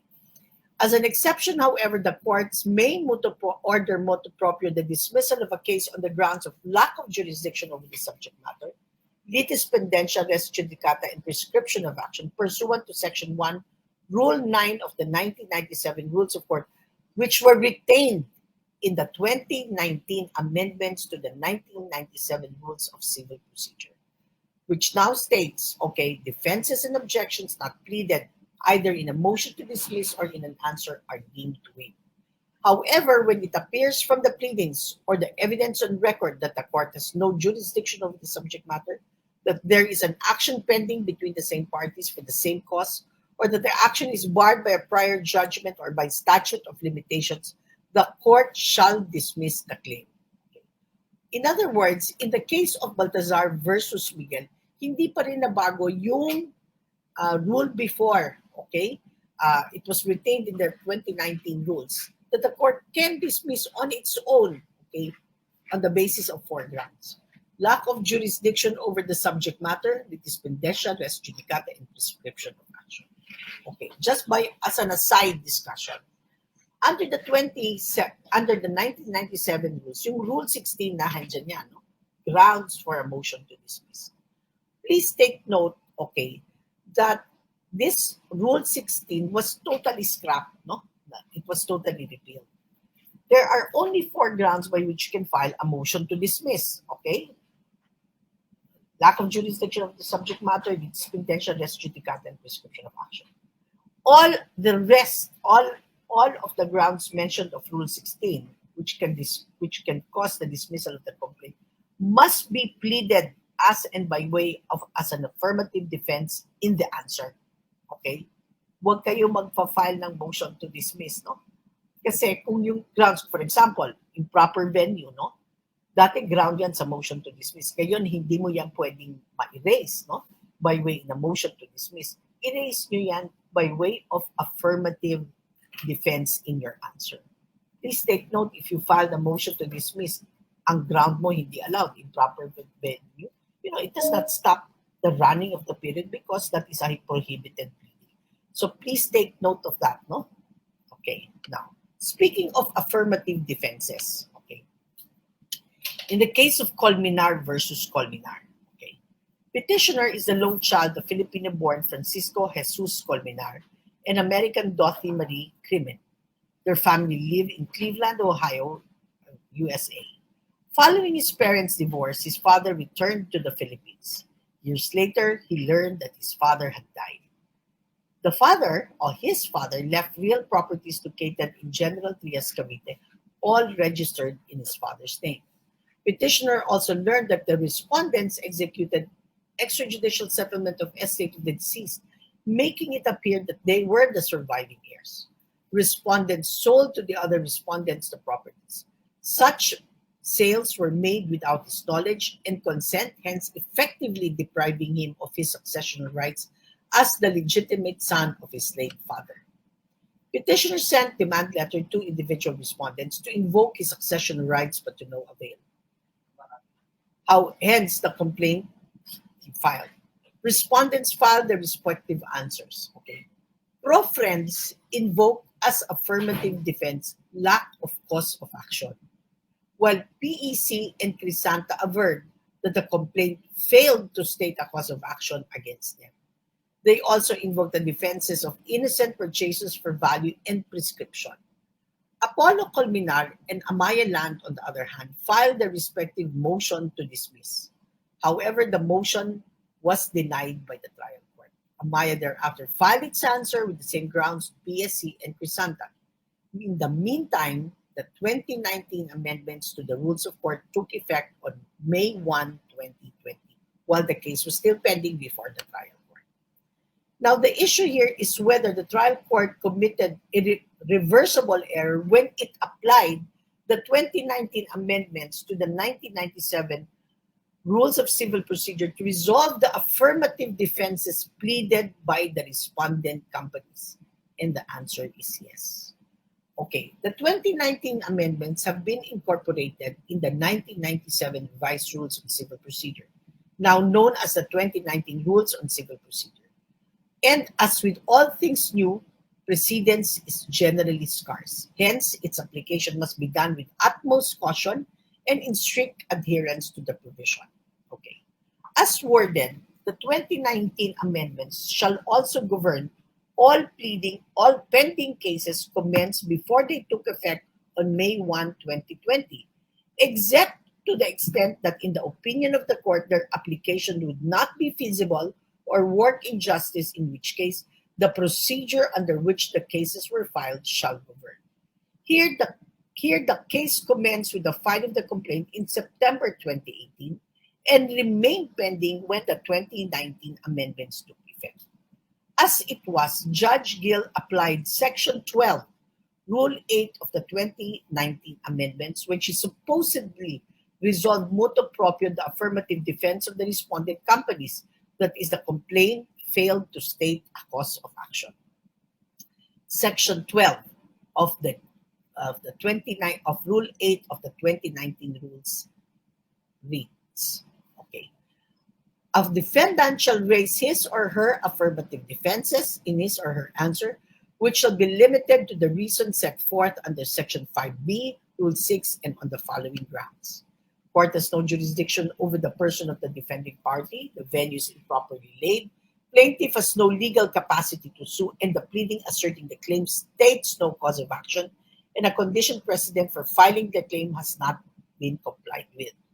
Failure to raise the affirmative defenses at the earliest opportunity shall constitute a waiver, and the court shall motu proprio resolve the above affirmative defenses within 30 calendar days from the filing of the answer. The records in this case, though, readily showed that Judge Gill motu proprio resolved the affirmative defenses, on May 22, 2020. The prescribed 30-day period had long expired. Pro-friends filed its answer with affirmative defense in December 2018, PEC and Crisanta Realty on January 3, 2019, and Amaya on February 27, 2020. Judge Gill should have, therefore, desisted from applying the 2019 amendments to the case below, specifically Section 12, Rule 8 thereof, because when she did, the same was no longer feasible. Another, it was inaccurate for Judge Gill to say that she was motu proprio acting on the affirmative defenses. In truth, she had already resolved this common affirmative defense of failure to state a cause of action, together with the other affirmative defenses in her omnibus order of Feb 12, 2020. There, she denied the motion to dismiss, the motion to set the affirmative defenses for hearing, because in her words, the issues are complex and are better threshed out in trial. Two, PEC, Crisanta Realty, and Amaya all had pending motions for reconsideration of the omnibus order dated Feb 12, 2020, when Judge Gill motu proprio resolved their common affirmative defense and dismissed the case based on and consequently considered the pending motions for reconsiderations as moot. Thus, instead of applying the 2019 amendments, Judge Gill could have simply resolved the pending motions for reconsiderations of PEC, Crisanta Realty, and Amaya. But this is not all. The worst part is when Judge Gill ignored the injustice caused by the application of the 2019 amendments to the case. For as a consequence, petitioner lost his substantial right to be heard on the common affirmative defense of PSC, Crisanta, Realty, and Amaya, and his right to seek a reconsideration of the order of dismissal, which were both granted him under the 1997 Rules on Civil Procedure. Okay. Like, kindly note that there are two sets of affirmative defenses raised in the case below. The complaint failed to state a cause of action, raised by PSC, Amaya, and Crisanta, and lack of cause of action raised by Profets. In her order, Judge did not resolve the affirmative defense of lack of cause of action raised by Pro-Friends. She only resolved the common affirmative defense of PEC, Amaya, and Crisanta Realty that the complaint failed to state a cause of action. And yet, in the order dated May 22, the case against Pro-Friends was also dismissed on the ground that the complaint failed to state a cause of action, the common affirmative defense raised only by PEC, Amaya, and Crisanta Realty. Okay. There is a whale of a difference between failure to state a cause of action and lack of cause of action. Failure to state a cause of action and lack of cause of action are distinct and separate grounds to dismiss a particular action. Failure to state a cause of action refers to the insufficiency of the allegations in the pleading, while lack of cause of action refers to the insufficiency of the factual basis for the action. Dismissal for failure to state a cause of action may be raised at the earlier stages of the proceedings through a motion to dismiss under Rule 16 of the 1997 Rules of Court, or raised as an affirmative defense in an answer, which is now the rule under Section 8, Rule 12 of the 2019 Rules. While dismissal for lack of cause of action may be raised anytime after the questions of fact have been resolved on the basis of stipulations, admissions, or evidence by the plaintiff. Now, we go now to the dismissal of the complaint against PEC, Amaya, and Crisanta Realty on the ground that the complaint failed to state a cause of action. A cause of action is defined as an act or omission by which a party violates a right of the other. So a complaint states of a cause of action if it sufficiently avers the existence of three elements. First, plaintiff's right, okay? Two, defendant's obligation to honor that right. And third, the breach or omission on the part of defendant, okay, that was committed by the defendant. If the allegations do not state the concurrence of these elements, then the complaint becomes vulnerable to a motion to dismiss on the ground of failure to state a cause of action. Now, the petitioner in this claim essentially avers the following. He is the legitimate and lawful heir of Francisco Colmenar. His father left real properties in the Philippines, the rights and interests of which would legally pass to him upon his death. The individual respondents are not the lawful heirs of Francisco Colmenar, thus have no claim to the properties left by the latter. And the individual respondents, despite being devoid of any right or authority over the estate, were able to effect a void extrajudicial settlement of his father's estate and therefore a void sale of his father's property. okay, which as a consequence also did not acquire a valid title thereto. The test, therefore, whether a complaint states a cause of action, okay, against a defendant is admitting hypothetically the allegations made in the complaint, may a judge validly grant the relief demanded in the complaint. Here, assuming the allegations are true, petitioner as legitimate child and lawful heir of Francisco Colmenar has the right to relief prayed for, that is to declare as void the extrajudicial settlement of the estate effected by the individual respondents who, not being lawful heirs of his father, had no legal right to settle the estate, and to declare as void the subsequent deeds of sale executed by these individual respondents in favor of companies which consequently did not derive any valid title from the individual respondents. In other words, pag sinabi mo that the complaint fails to state a cause of action, okay, you hypothetically admit lang all the allegations in the complaint. Now, these allegations, dapat makikita mo yung three elements of a cause of action. Plaintiff's right, defendant's correlative duty to honor plaintiff's right, and the breach. If all those requisites are present, then the complaint is not, okay, dismissible on the ground that the complaint fails to state a cause of action. Now, if you raise that, you should raise it and you say complaint fails to state a cause of action. Do not say complaint does not state a cause, that there is no cause of action. Kasi sabi ko nga kanina, lack of cause of action, yan, i-raise mo yan kung pagkatapos ng nagpresenta ka ng ebidensya.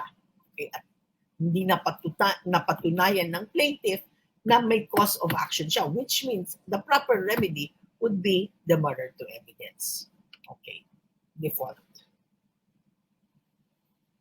Okay, let's take the case of the 2020 case of Bello versus Marcantonio. Bello filed a complaint for foreclosure of mortgage against Marcantonio. The clerk of court then issued summons addressed to respondent's known address. Per the sheriff's return, copies of said summons and the complaint, along with its annexes, were left to a certain Giovanna Marcantonio, respondent's niece, allegedly because respondent was not at the given address at the time. No responsive pleading was filed. Upon petitioner's motion, respondent was declared in default. Petitioner was then allowed to present evidence ex parte, and thereafter the case was submitted for decision. Now, before judgment was rendered, respondent learned of the petitioner's case against her. Respondent immediately filed a motion to set aside order of default and to reopen trial on the ground of defective service of summons. She averred, among others, that she learned about the case only on April 5, 2016, through petitioner's niece, a certain May Zamora, that she was not able to file a responsive pleading as she did not receive a copy of the summons, that she is currently a resident of Cavite and no longer a resident of Mandaluyong where the summons was served, and that summons was received by her daughter, not niece, as stated in the sheriff's return. Giovanna, who never sent the same to her, being unaware of the significance thereof. The RTC held that the substitution service of summons upon respondent was validly made per the sheriff's return. So agreed, the respondent sought refuge from the CA through a petition for certiorari and prohibition with application for a TRO and or a WPI, imputing grave abuse of discretion against the RTC for ruling that the resort to substituted service of summons was valid, and there was voluntary appearance on her part in filing the motion to lift default order and to reopen trial, as well in filing the motion for recon of the order denying the motion to lift default order or reopen trial. In the landmark case of Manotoc versus CA, the court ruled that before the sheriff may resort to substituted service, he must first establish the impossibility of prompt personal service. To do so, there must be at least 3 best effort attempts, preferably on at least 2 different dates, to effect personal service within a reasonable period of 1 month or eventually result in failure. It is further required for the sheriff to cite why such efforts were unsuccessful. Here, the sheriff merely made a single attempt to personally serve summons upon the respondent. In addition, this court observed that the sheriff even made a mistake in the identity of the person who received the summons, stated in his return that the same was left to the respondent's niece when it turned out that it's the respondent's daughter. Okay. Despite the defective service of summons, petitioner insists that such defect has already been cured by the respondent's filing of a motion to set aside, lift order of default, and to reopen the trial, which is deemed as voluntary submission to the jurisdiction of the court. Respondent has indeed already submitted herself to the jurisdiction of the court when she moved for the setting aside of the order of default against her and asked the trial court for affirmative relief to allow her to participate in the trial. Such voluntary submission actually cured the defect in the service of summons. While the defect in the service of summons was cured by voluntary submission to the RTC's jurisdiction, it is not sufficient to make the proceedings binding upon the respondent without her participation. This is because the service of summons, or in the case, the voluntary submission, merely pertains to notice aspect of due process. Okay. The effect of a defendant's failure to file an answer within the time allowed, therefore, is primarily governed by Section 3, Rule 9 of the Rules of Court. Pursuant to said provision, a defendant who fails to file an answer may, upon motion, be declared by the court in default. A party in default then loses his or her right to present his or her defense, control the proceedings, and examine or cross-examine the witnesses. Nevertheless, the fact that the defendant has lost his standing in court for having been declared in court does not mean that he or she is left without any recourse, okay, to defend her cause. Okay. In Lina versus CA, the Supreme Court rather, enumerated the remedies available to a party who has been declared in default. Number one, the defendant in default may at any time after discovery thereof and before judgment file a motion under oath to set aside the order of default on the ground that his failure to answer was due to, okay, fraud, accident, mistake, or excusable neglect, and that he has a meritorious defense. That's your Section 3 of Rule 18. If the judgment has already been rendered when the defendant discovered the default, but before the same has become final and executory, he may file a motion for reconsideration or a motion for new trial. Okay? If the defendant discovered the default after the judgment has become final and executory, he can file a petition for relief. He can also, within the period to file a motion for recon, motion for new trial, may appeal from the judgment rendered against him as contrary to the evidence or to the law, even if no petition to set aside the order of default has been presented by him. Now, the concept of due process consists of the twin requirements and notice of hearing. Thus, while respondent has been notified of the proceedings, she was, however, deprived of the opportunity to be heard due to the RTC's insistence on the validity of the default order despite improper service of summons. Considering the defective service of summons coupled with respondent's plea to be allowed to participate upon learning about the proceedings, it was erroneous on the part of the RTC to insist on disallowing respondent to defend her case. Okay. Now, let's talk about filing and servings of pleadings. Admin officer to Mag-abo was granted a cash advance for the payment of the salaries of BSU employees. As they passed Caltex gas station, an unidentified man grabbed Mag-abo's bag containing the payroll money. The man immediately ran to the other side of the street, boarded the motorcycle, and drove towards the direction of Cagayan de Oro. The incident was reported to the BSU Chief Administrative Officer Gregory, who accompanied Mag-abo to the police station to report the incident. COA Audit Team Leader Quijada informed petitioner of Mag-abo's cash shortage of more than $500,000. Mag-abo elevated her case to the COA via petition for review. But through decision number 2014-015, her appeal got denied anew. Aggrieved, Mag-abo moved for reconsideration. As born in its assailed decision, the COA proper denied Mag-abo's motion and held her petitioner, and Gregory solidarity liable for the stolen amount owing to their supposed negligence when the loss occurred. The ruling surprised the petitioner, considering that he was never made a party to the case and was not even furnished a copy of Torres' affidavit. He then filed his own MR alleging that he was denied due process, and yet the COA denied petitioner Barroso's MR. Okay.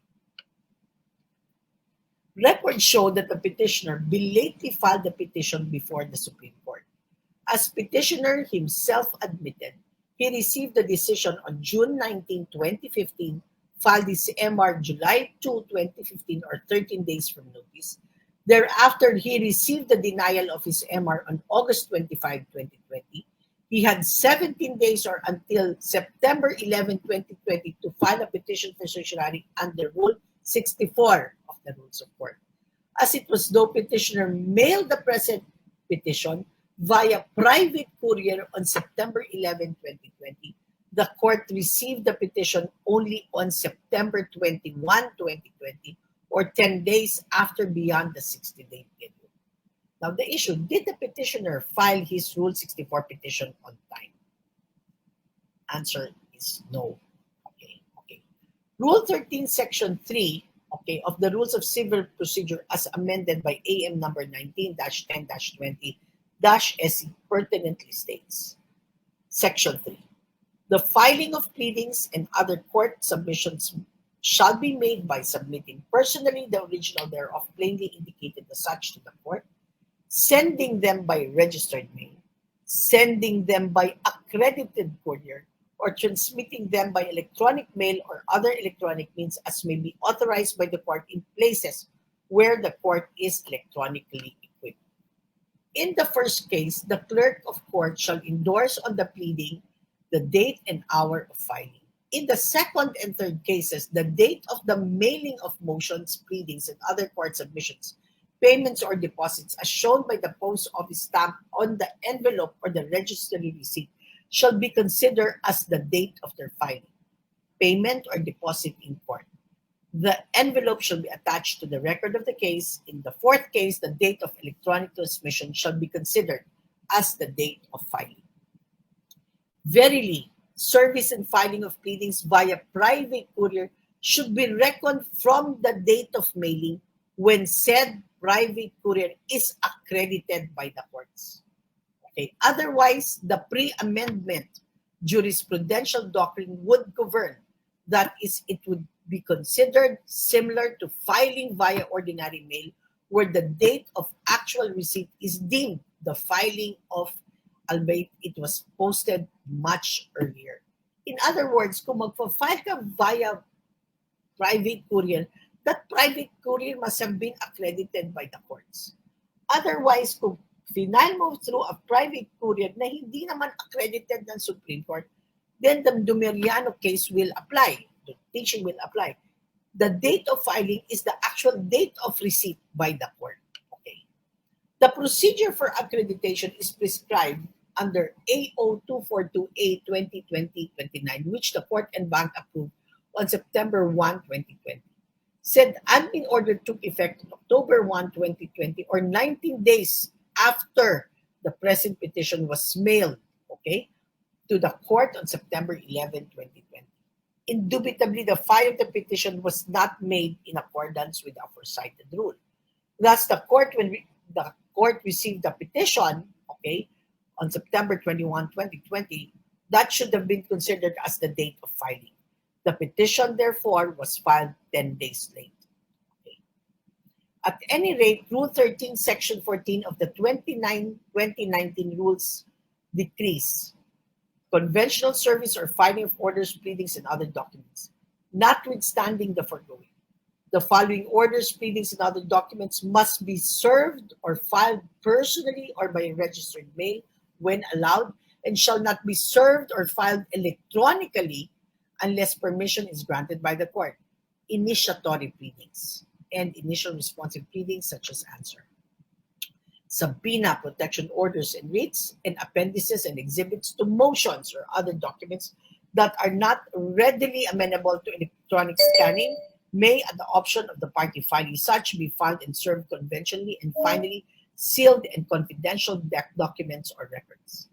As stated, initiatory pleadings such as the present petition for certiorari under Rule 64 should be filed personally or via registered mail.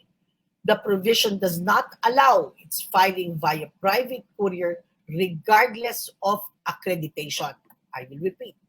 Initiatory pleadings such as the present petition for certiorari should be filed personally and via registered mail. The provision does not allow its filing via private courier regardless of accreditation. Consequently, the date when the court actually received a copy of the present petition, September 21, 2020, shall be deemed the date of filing, not the date of mailing on September 11, 2020. Despite these procedural lapses, however, sabi ng Supreme Court, the Supreme Court resolves to give due course to the petition in the higher interest of substantial justice.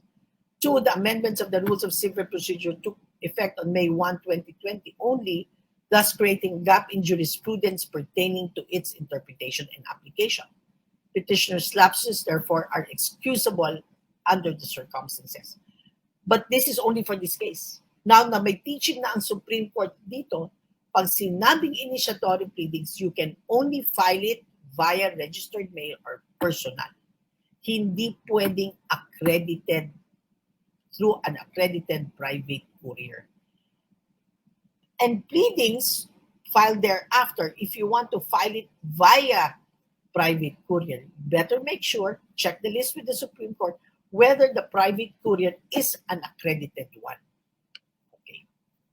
Now, this is just a reminder on motions. No? There is this case, and this is just a footnote of the Supreme Court. No? This is a footnote by the Supreme Court. Valdez versus Sunbyang. Only by way of footnote, the Supreme Court reminded us that the 3-day notice rule was already removed under the 2020 Rules of Civil Procedure. Kasi when you file a motion, di ba, under the 2019 Rules of Civil Procedure, this should be 2019, not 2020. No? You have litigious motions, you have non-litigious motions. Okay. Sa non-litigious motions, the court can resolve it. Okay, wait. In both motions, litigious or non-litigious. Okay. Pag non-litigious, the court can resolve it without setting it for hearing. Now, kung litigious yung motion, the court may, in the exercise of its discretion, set it for hearing. It is actually the court that will decide whether whether the litigious motion should be set for hearing or not. Hence, there is no need for you to have a notice of hearing anymore. Because hindi ikaw magsiset. Ang magsiset, in the exercise of the court's discretion, it will be the court that will determine whether the litigious motion should be set for hearing or not. Now, kung hindi sinet ng court ang litigious motion, okay, please be reminded also that under the 2019 rules, you are given a period of 5 days from your receipt of the litigious motion within which to file your opposition or comment thereto. So kung hindi sinet yan, tapos hindi ka nag-file ng comment on opposition within 5 days from your receipt of that non-litigious motion, technically, you cannot cry, oh, I was not given an opportunity to be heard on that litigious motion. No. You waived your right because you did not file your comment or opposition within 5 days from your receipt of that litigious motion. Okay? Now, let me discuss now intervention. Okay. In 1991, Gloria Tirol died testing. She was survived by her husband, Roberto Sr., and their 6 children. In 1995, Roberto Jr., one of the children of Gloria and Roberto Sr., died intestate and was survived by his 4 children, including, among others, Martin Tirol, the petitioner here. At the time of his death, Roberto Jr.'s marriage with Cecilia Geronimo had been annulled. In 2002, the father naman died, Roberto Sr., died testate and was survived by his remaining children, Ruth, Cecilia, Marilu, Seriaco, and Ana, and his 4 grandchildren from Roberto, In 2002, the petitioner, Cecilia Enceriaco, filed a petition to probate the wills of Gloria and Roberto, and RTC Branch 218 admitted the probate of the respective wills of Gloria and Roberto Sr. Okay. Now, Respondent Sol Nolasco filed a motion for intervention, stating that she has a legal interest in the estate of Gloria and Roberto Sr.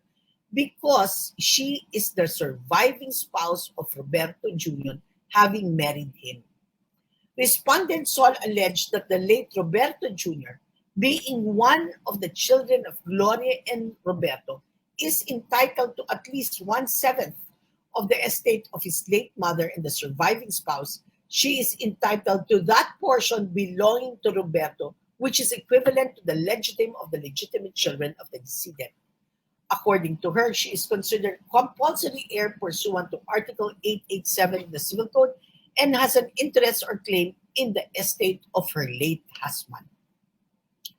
The petitioner Martin, the son of the late Roberto Jr. from the first marriage, was appointed as the administrator. He opposed Sol's motion for intervention, and so did the other heirs. The oppositor mainly argued that Sol has no legal interest in the probate of the wills of Gloria and Roberto Sr. and could not represent Roberto Jr., not being a blood relative. The oppositors also refused to recognize Respondent Sol as the legal wife of Roberto Jr. Now, what did Sol do? Sol filed a motion for intervention in the other court, RTC 101, in the interstate settlement of Roberto estate proceedings. And RTC 101 granted the motion to intervene filed by Respondent Sol. On the other hand, RTC Branch 218, kung saan nakapending yung wills ni Gloria at saka ng kanyang asawa na namatay din, Roberto Sr. Denied the motion to intervene that was filed by Respondent Sol, stating that Respondent Sol has no legal interest in the case. Okay. Now, what did the Supreme Court say? Okay. The court will resolve the second issue ahead of the others. A resolution by the Respondent Sol's rights or interests, if any, in the estate of Respondent Jr. is fully protected, will render the resolution of the other issues relevant. Petitioner Martin argues that Respondent Sol's rights and interests, if any, can be fully protected in the case pending before RTC 101, where the settlement of Roberto Jr.'s, her alleged deceased husband, estate is pending, which directly involves the settlement of Roberto Jr.'s intestate estate. And it is in that proceeding where she can directly litigate her claims as alleged heir of Roberto Jr. Thus, her intervention before Branch 218 probate proceeding, which involves the wills of Gloria and Roberto Sr., is completely unnecessary and superfluous. It should be noted that the claim of Respondent Sol, a surviving spouse of Roberto Jr., is disputed. The validity of Respondent Sol's marriage to Jr. is in issue. In her claim in intervention, Respondent Sol a certificate of marriage between her and Roberto Sr. On the other hand, petitioner, in his opposition to Respondent Sol's motion for intervention, questioned the validity of the marriage of Respondent Sol to his father, Roberto Jr., on the ground that their marriage is bigamous because Respondent Sol's pre-existing marriage to another man was not nullified before her marriage to Roberto Jr. Okay, now given the pendency of these two special proceedings and the presence of an issue of the validity of her claim as an heir of Roberto Sr., is the intervention of Respondent Sol in the probate proceeding of the probate of the wills of the parents of Roberto Jr., is that proper? Sabi ng Supreme Court, no. Now, Section 1, Rule 19 of the amended Rules of Civil Procedure, so we're referring now to the 2019 rules. No? Section 1 provides who may intervene. A person who has legal interest in the matter of litigation or in the success of either of the parties, or an interest against both, or is so situated as to be adversely affected by a distribution or other disposition of property in the custody of the court or of an officer thereof, may with leave of court be allowed to intervene in the action. The court shall consider whether or not the intervention will unduly delay or prejudice the adjudication of the rights of the original parties, and whether or not the intervener's rights may be fully protected in a separate proceeding. Intervention, therefore, is a remedy by which a third party, not originally included in the proceeding, becomes a litigant therein for certain purpose to enable the third party to protect or preserve a right or interest that may be affected by those proceedings. This remedy, however, is not a right. Okay? It can be readily seen that intervention is not a matter of right, but is left to the trial court's sound discretion. The trial court must not only determine if the requisite legal interest is present, but also take in consideration the delay and the consequent prejudice to the original parties that the intervention will cause. Both requirements must concur, as the first legal requirement, first requirement on legal interest is not more important than the second requirement that no delay and prejudice should result. Okay, this is very important. In this case, there are two matters which you have to consider before you can say that the motion for intervention should be granted. The first one being, the existence of a legal interest. And the second is whether the intervention will cause delay and consequent prejudice to the original parties in the case. Both requirements, I repeat, must concur, as the first requirement on legal interest is not more important than the second requirement that no delay and prejudice should result. To help ensure that delay does not result from the granting of a motion to intervene, the rules also explicitly say that the intervention may be allowed only before rendition of the trial of judgment by the trial court. Given the existence of the settlement of Roberto's estate's proceeding, the question, therefore, has to be resolved in the negative. In the settlement of a deceased estate, Section 1, Rule 73 of the Rules of Court provides, the court, first taking cognizance of the settlement of the estate of a decedent, shall exercise jurisdiction to the exclusion of all other courts. Given the exclusivity granted to the court of first taking cognizance of the settlement of a decedent's estate, RTC 101 has the exclusive jurisdiction over the intestate estate of Roberto Jr., while RTC 218 has exclusive jurisdiction over the testate estates of Gloria and Roberto Sr. Thus, only RTC 101, the court where the settlement of Roberto Jr.'s estate proceeding is pending, has jurisdiction to determine who the heirs of Roberto Jr. are. The court which has jurisdiction to hear and decide any controversy as to who are the lawful heirs of Roberto Jr. or as the distributive shares to which each is entitled under the law is undoubtedly RTC 101, because it is the court which has first taken cognizance of the settlement of the intestate estate of Roberto Sr. RTC 218, where the probate proceeding is pending, cannot rule on the issue of who are the heirs of Roberto Sr., even if the share of Roberto Sr. in the estates of Gloria and Roberto is to be determined therein. The probate court must yield to the determination by Roberto's estate settlement court of the latter's heirs. This is to avoid confusing and conflicting dispositions of a decedent's estate by the co-equal branch of government, of co-equal court, no? Since intervention is not a matter of right, but depends on the sound discretion of the court, respondent Sol's intervention in the probate proceeding is unnecessary because her right or interest in the estate of Roberto Sr. can be fully protected in a separate proceeding, namely the settlement of Roberto Jr.'s estate proceeding pending before RTC 101.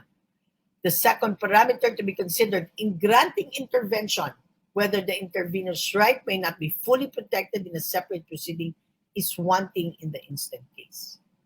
Another reason in disallowing the intervention of respondent Sol in the probate proceeding of the parents of Junior is the legal precept that an independent controversy cannot be injected in a suit by intervention.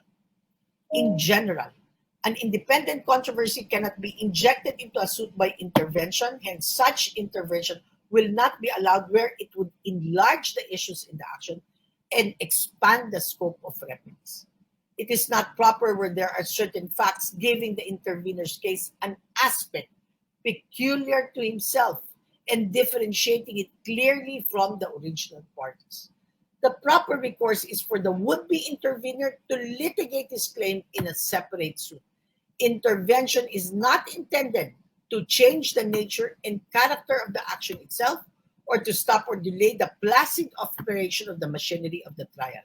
The remedy of intervention is not proper where it will have the effect of retarding the principal suit or delaying the trial of the case. Kaya kung pang-delay lang yan, madideny yan. Okay?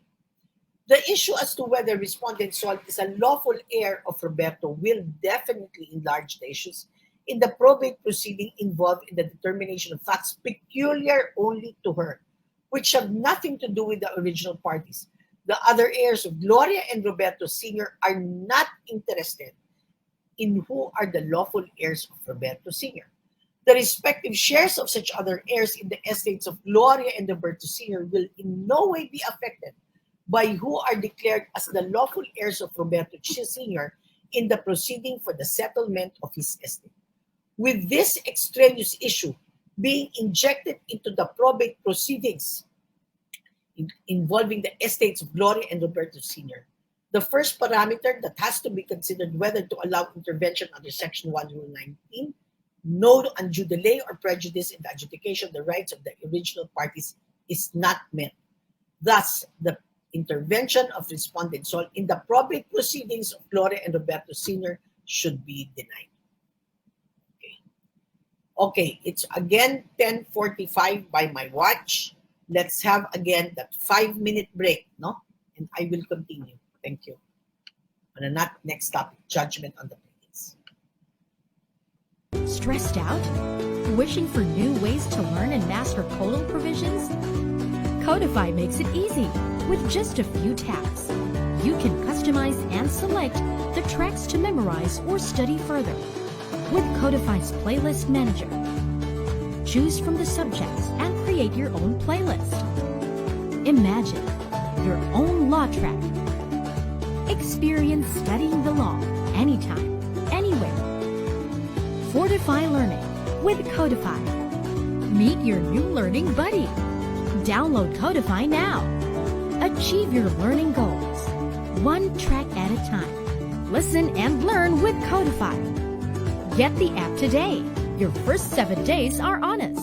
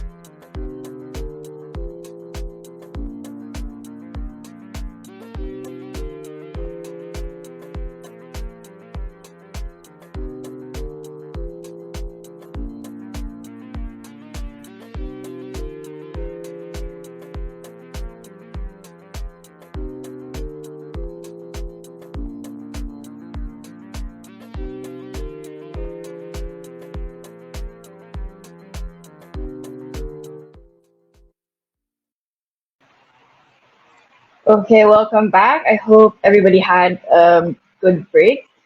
If you have any questions for Dean Sol, please leave them in the comments and we will get to them after her lecture so she can answer your queries. As for those who are asking about a copy of Dean's lecture, we will link to it in our profile after this live. And additionally, you may watch this lecture again and other past lectures we had through our Facebook page. So we would like to welcome back Dean Sol to continue her lecture on remedial law. Okay, again, okay. Thank you very much. Okay. Let me start now with judgment on the pleadings. No, these cases that I will be discussing actually are what you call this are already based on the 2019 rules. No, kaya kung mapapansin nyo by topics, kasi I really look for cases that already involve a discussion on the 2019 rules, amended rules on civil procedure. Okay, so let's discuss the case of Abad versus heirs of Gallardo.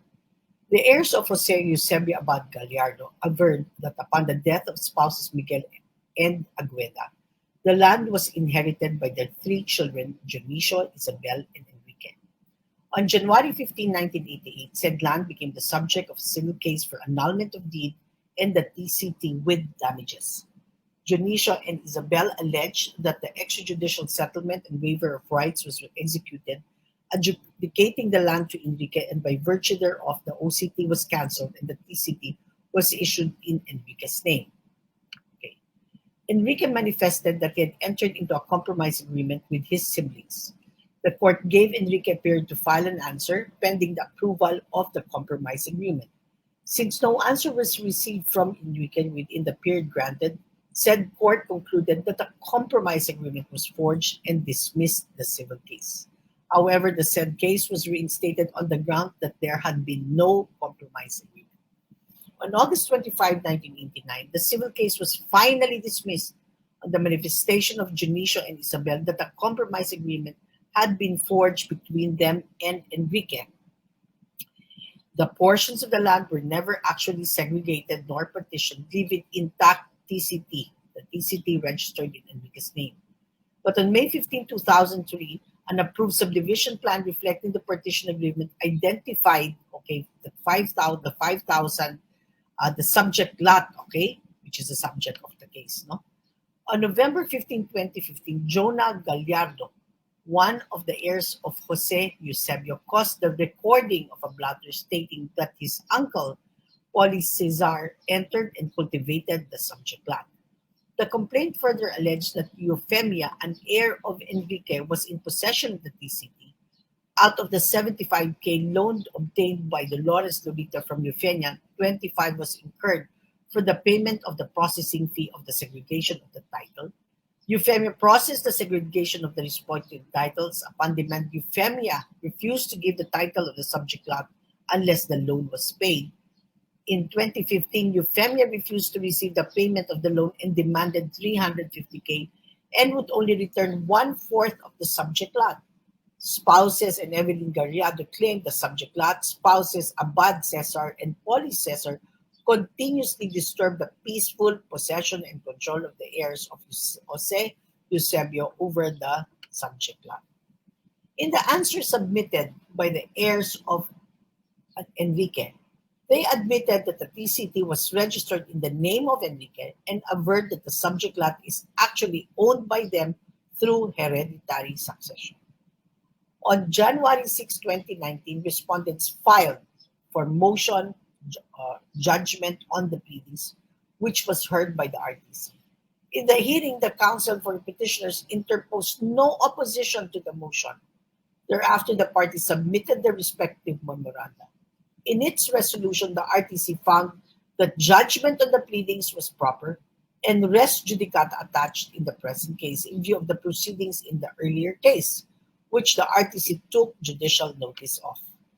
Now, under Section 1, Rule 34 of the 1997 Rules of Civil Procedure, Section 1, Judgment on the pleadings, where an answer fails to tender an issue or otherwise admits the material allegations of the adverse party's pleading, the court may, on motion of that party, direct judgment on such pleading. However, in actions for declaration of nullity or annulment of marriage or legal separation, the material facts alleged in the complaint shall always be proved. Now, this provision, okay, was amended, okay, under the 2019 amendments to the 1997 Rules of Civil Procedure. It now reads as follows. Action on motion for judgment on the pleadings.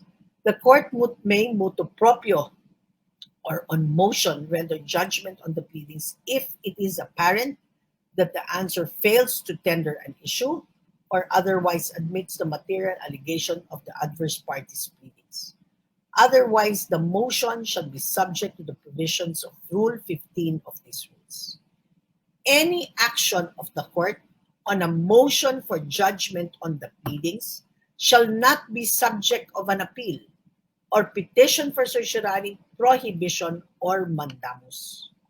So under the 2019 rules, okay, the present appeal to the court is not sanctioned because it is very clear under Section 2, Rule 34, which is new, that any action on the court on a motion for judgment of the pleading shall not be subject on appeal. So, Rule 144 of the 2019 amendments provides that the 2019 shall govern all cases filed after their effectivity and also all pending proceedings except to the extent that in the opinion of the court their application would not be feasible or work in justice, in which case the procedure under which the cases were filed shall govern. Since the application of the 2019 amendments would work in justice in the case, the same will not be applied. But let me go back to the new rule under 2019. Okay, so you filed a motion to dismiss. A motion for summary judgment.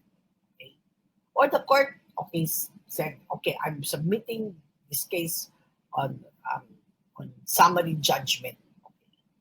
Yung resolution ng court, okay, granting your motion for summary judgment is not the decision itself. It is just an order granting or denying, for example, your motion for summary judgment. You do not appeal that. Okay? Hindi ka nga pwedeng mag-petition for certiorari, prohibition, or mandamus. Ang hihintayin mo, yung decision itself. No? You wait for the decision, you appeal the decision, and you may assign as one of the errors the order of the court granting or denying your motion for summary judgment, for motion for judgment on the pleadings. Any action on the motion for judgment on the pleading shall not be subject of an appeal or petition for certiorari, prohibition, or mandamus. Okay. Now, execution. Okay, in the case of bench, the writ of execution was returned unserved, okay, as shown in the sheriff's return dated June 18, 2010. Now, it was therefore imperative for the court, or the judgment court, to issue an order for examination of the respondent after the writ of execution was returned unsatisfied. Such order would have ensured the satisfaction of its judgment, all the more so if it has already attained finality. In other words, the RTC, pursuant to its residual authority, should have issued auxiliary writs and employed processes and other means necessary to execute its final judgment. Moreover, the RTC regarded the general prayer for other relief just and equitable by the petitioner in its motion.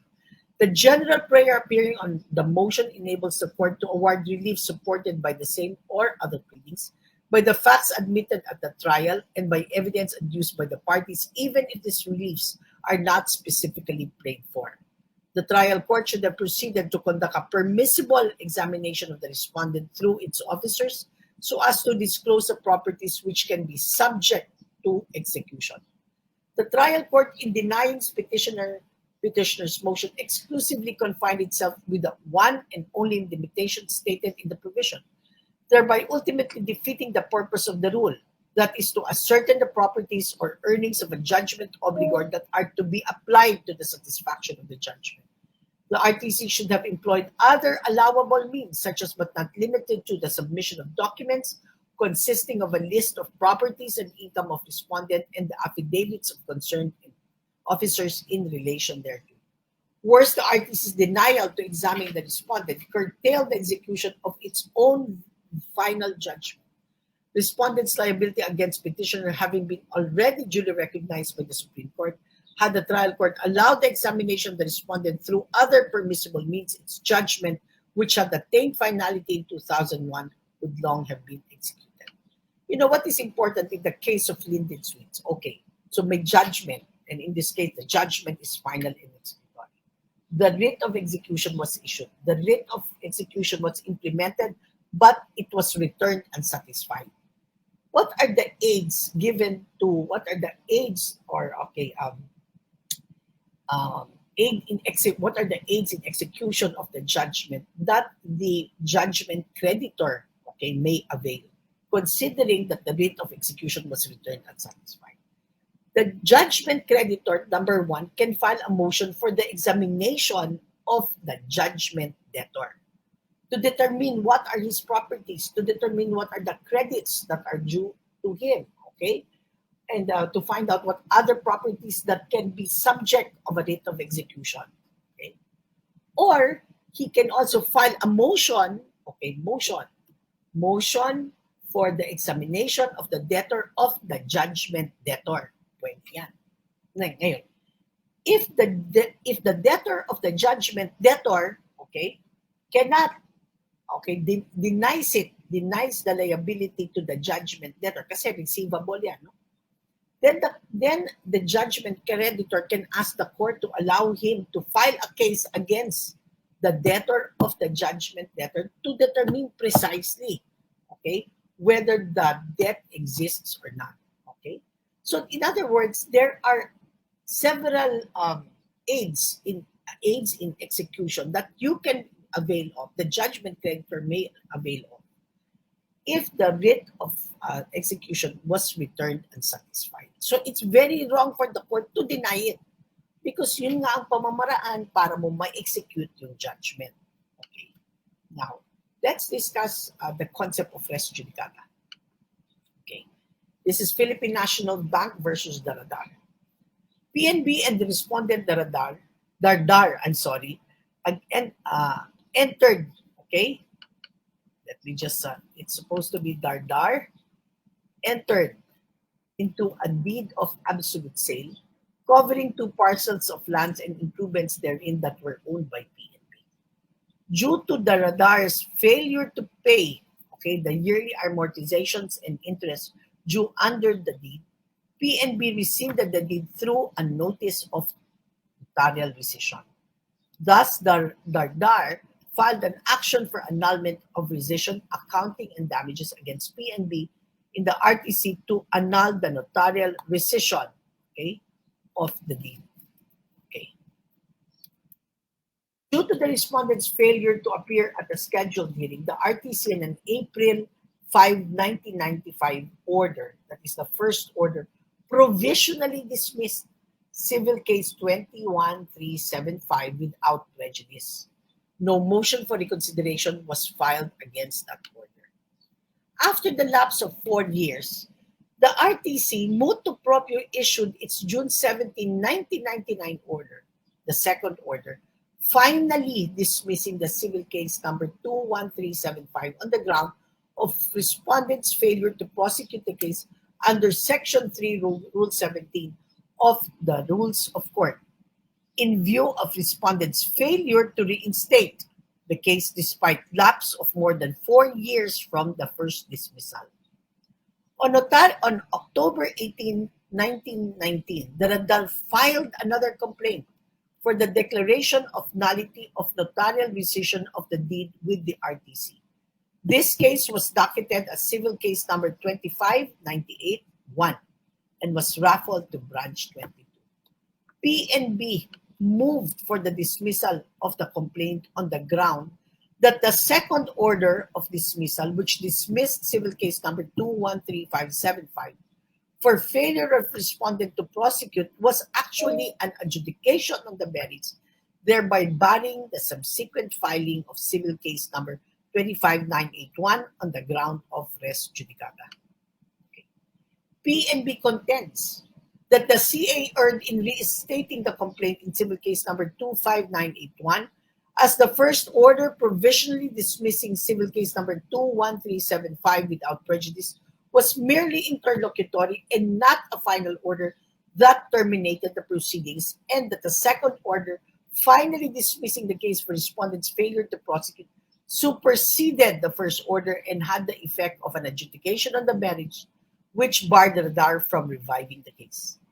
PNB also asserts that the trial court erred in declaring the second order was null and void since the same had already attained finality, became final and immutable. Thus, petitioner prays for the reinstatement of the trial court's order dated January 27, 2000 in civil case 25981, which granted petition PNB's motion to dismiss on the ground of res judicata. Okay. Sabi ng Supreme Court, the Court of Appeals erred when it reinstated the complaint in civil case 25981 on the basis of the first order, which provisionally dismissed civil case number 21375 without prejudice and which purportedly operated to divest the trial court over its jurisdiction on the case.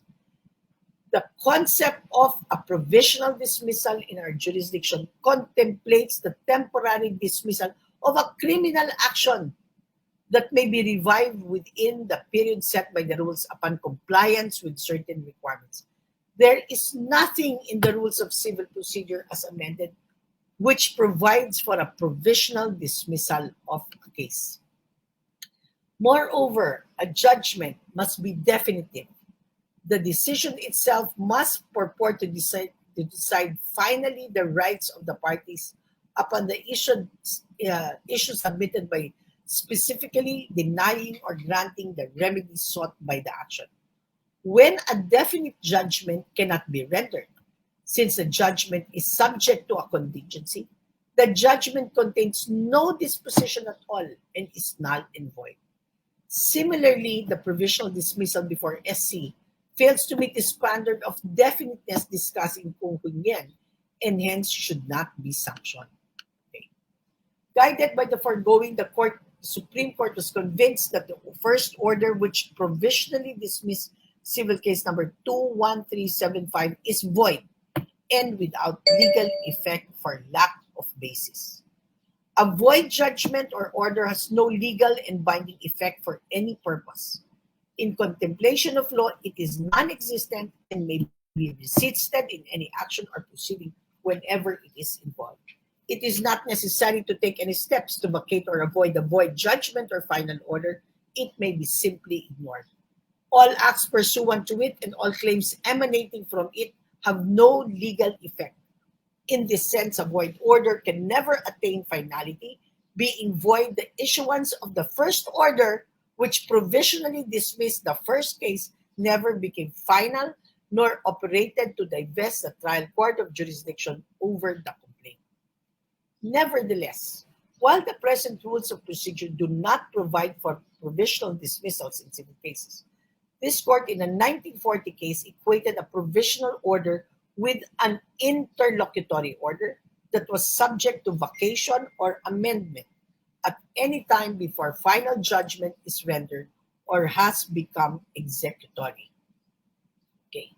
It is settled that an order is considered interlocutory when it does not completely dispose of the case because it leaves something to be done by the trial court with respect to the merits and refers to something between the commencement and end of the suit which decides some point or matter, but it is not the final decision on the whole controversy. An interlocutory order is always subject to the control of the court until the final decision of the suit and may be sanctioned and may be modified or rescinded upon sufficient grounds at any time before final judgment. Here, the first order, okay, which provisionally dismissed the case, is interlocutory in nature, okay, because it did not completely dispose of the case and did not decide with finality the rights and obligations of the parties. Hence, even assuming arguendo that provisional dismissal of civil cases such as the first order could be sanctioned, the first order should be considered interlocutory and could not have operated to divest the trial court of jurisdiction. The trial court accordingly acted within its jurisdiction in issuing the second order and in motu proprio dismissing the case for respondent's failure to prosecute pursuant to Section 3 of Rule 17.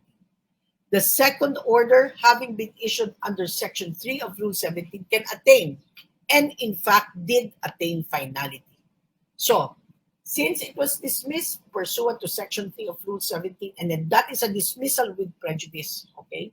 And since it was not, the plaintiff did not do anything about it, okay, so it attained finality.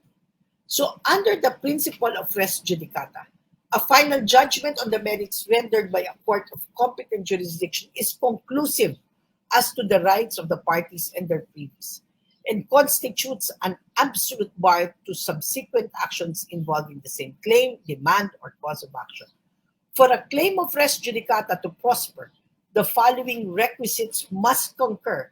There must be a final judgment or order. The court rendering it must have jurisdiction over the subject matter and the parties. It must be a judgment or order on the merits, and there must be, between the two cases, identity of parties, subject matter, and causes of action. All elements of res judicata are present in the instant case. Anent the first and second elements, the second order is a final judgment which has already attained finality and was rendered by a court of competent jurisdiction. It is likewise undisputed that there is identity of parties, subject matter, and causes of action between civil cases numbers 21375 and 25981. Finally, the third element of res judicata is present as the second order, dismissing civil case 21375, operated as a judgment on the merits. Here, the second order did not state that the dismissal of the complaint is without prejudice. A dismissal based on any of the grounds in Section 3, Rule 17, operates as an adjudication on the merits. Unless otherwise qualified by the court, a dismissal under said case is considered with prejudice, which means bars the refiling of the case. Guided by the foregoing, respondent was barred from reviving his action by filing a new complaint, which he did in civil case number 25981.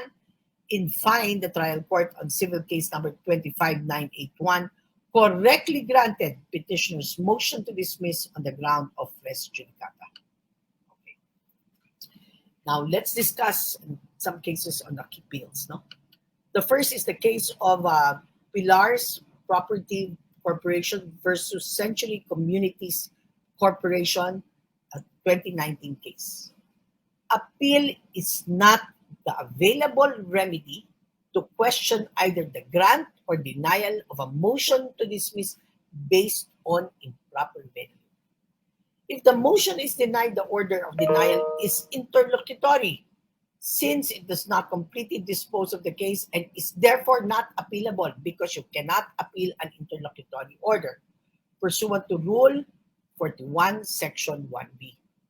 If the motion is granted, okay, so na-dismiss, the order of dismissal is without prejudice. Why? Because you can refile the complaint. And based on Section 1G of Rule 41, it is not appealable. So talagang appeal is not a remedy. If whether it's a grant or denial of a motion to dismiss based on improper venue. The remedy, okay, the remedy is actually the last paragraph, which can be Rule 65. Okay, Rule 65. Okay. Now, Spouses Abrugar versus Land Bank of the Philippines. Petitioners here obtained a loan from the respondent Land Bank. The loan was secured by real estate and chattel mortgage executed by the petitioner in Land Bank's favor. This prompted Land Bank to commence extrajudicial foreclosure proceedings on the mortgage properties kasi hindi nagbayad yung spouses. So to stop the foreclosure proceedings, the petitioners filed a complaint against Land Bank before the RTC for specific performance and damages with application for a writ of preliminary injunction and temporary restraining order. Petitioners prayed, among others, that the RTC order Land Bank to allow them to settle their obligation pursuant to the letter dated October 5, 1998, which contained the bank's proposed terms and conditions for the restructuring of the loan. Okay? Now, RTC dismissed the complaint for lack of cause of action. The RTC likewise denied petitioners' MR. Petitioners thereafter elevated the case via petition for certiorari under Rule 65. CA dismissed the petition for certiorari for being the wrong mode of appeal and a lack of affidavit of service pursuant to Rule 13, Section 13 of the Rules of Court. Okay. Now, was CA correct in dismissing the petition outright for being the wrong mode of appeal? Yes. It is settled that a special civil action for certiorari may only be resorted to in cases when there is no appeal or any other plain, speedy, and adequate remedy in the ordinary course of law. The extraordinary remedy of certiorari is not a substitute for loss appeal. It is not allowed when a party fails to appeal a judgment to the proper forum, especially if one's own negligence or error in one's choice of remedy occasions such loss or lapse. As the remedies of appeal and certiorari are mutually exclusive, certiorari will not prosper if appeal is an available remedy to a litigant, even if the ground is grave abuse of discretion. In this case, the proper recourse, was to appeal the decision that was rendered by the RTC in the exercise of its original jurisdiction, and not to resort to Rule 65 under Rule, and not to resort to certiorari under Rule 65. Since the remedy of an ordinary appeal was undeniably available to petitioners, the CA correctly dismissed their petition for certiorari for being the wrong mode of appeal. In an attempt to justify their plea for liberal application, petitioners insist that they should not be bound by the former counsel's negligence in choosing the wrong remedy because it would deprive them of their property without due process. This argument is untenable according to the Supreme Court. After all, the negligence of counsel binds the client, even mistakes in the application of procedural rules. The only exception is when the reckless and gross negligence of the counsel deprives the client of due process of law. In such a case, the counsel's error must be palpable and maliciously exercised, that it would be viably basis for disciplinary action. Thus, for the exception to apply, the client must prove by clear and convincing evidence that he was maliciously deprived of information that he could not have acted to protect his interests. Now we go to the case of spouses U versus CA, a 2020 case. In the complaint, petitioner alleged that they are the registered owner of a parcel of land with an assessed value of 19,000 plus and a market value of 99,000 plus. They discovered that their original duplicate copy of the title was missing. Hence, they reported the loss to the police authorities. The petitioners further alleged that they executed an affidavit of loss because its annotation at the dorsal portion of the OCT. They also discovered that 2 entries were also annotated at the dorsal side of the OCT, a sham affidavit of recovery and a spurious power of attorney. They also discovered an annotation with no entry referring to an absolute deed of sale between private respondent and Howe, showing that petitioner's subject property was sold to private respondent. Private respondent denied the allegations of the petitioner, and as an affirmative defense, he basically alleged or averred that he was a buyer in good faith and a purchaser for value. He was never disturbed in his ownership and possession of subject property until the filing of the complaint by the petitioners.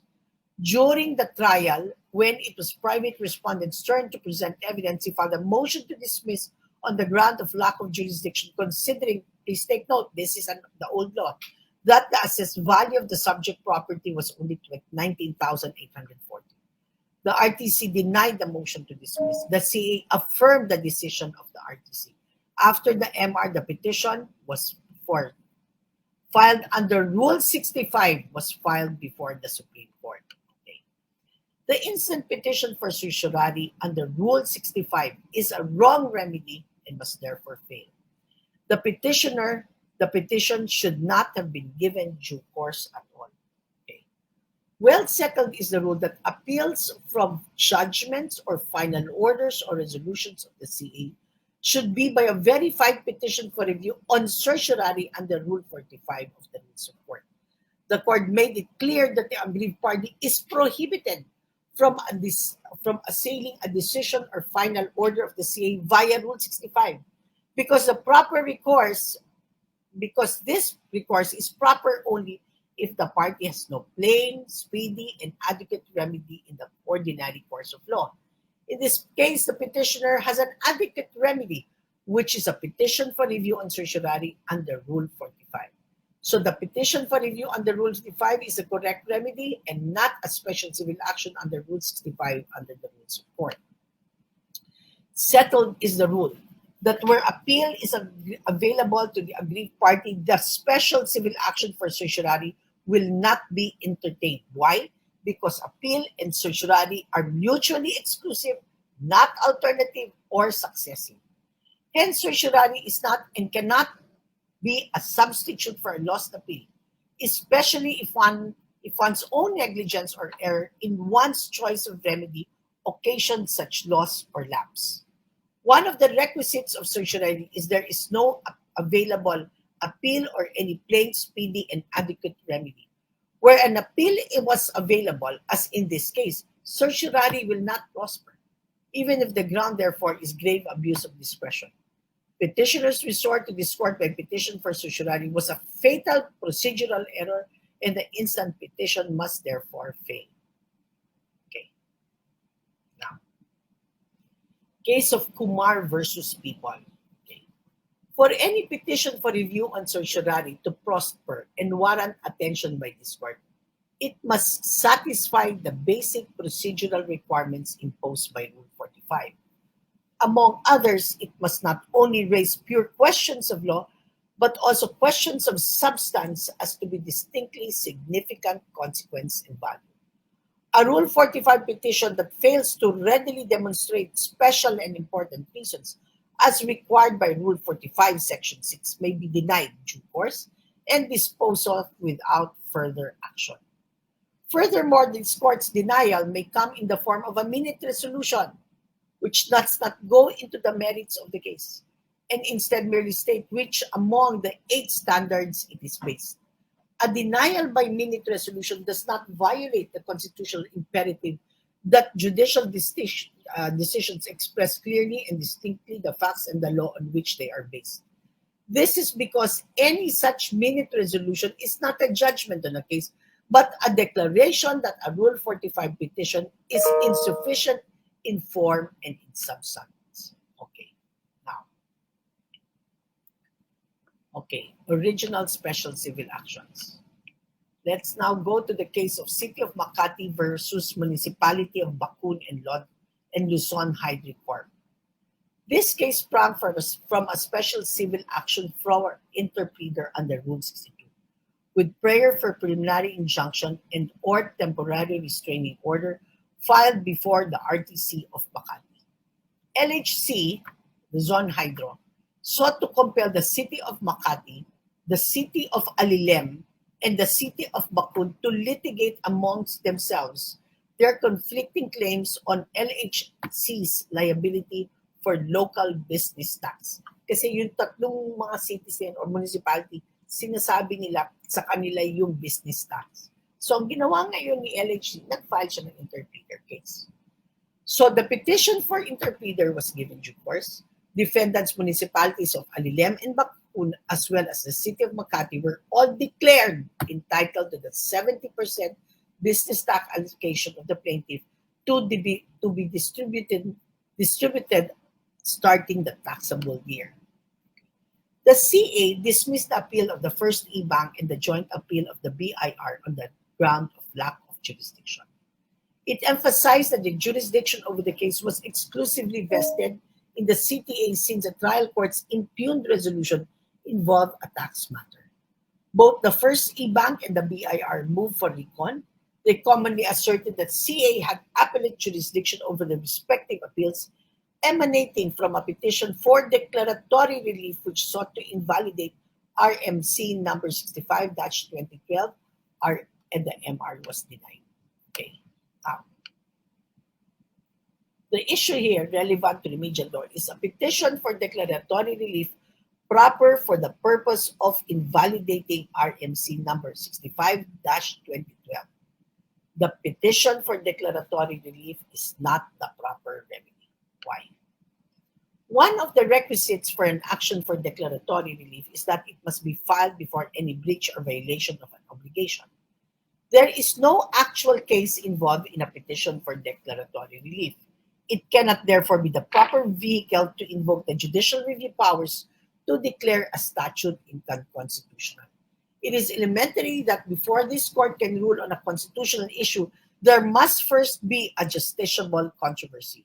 A justiciable controversy refers to an existing case or controversy that is appropriate or ripe for judicial determination, not one that is conjectural or merely anticipatory. To question the constitutionality of the subject issuances, respondents should have invoked the expanded certiorari jurisdiction under Section 1 of Article 8 of the 1987 Constitution.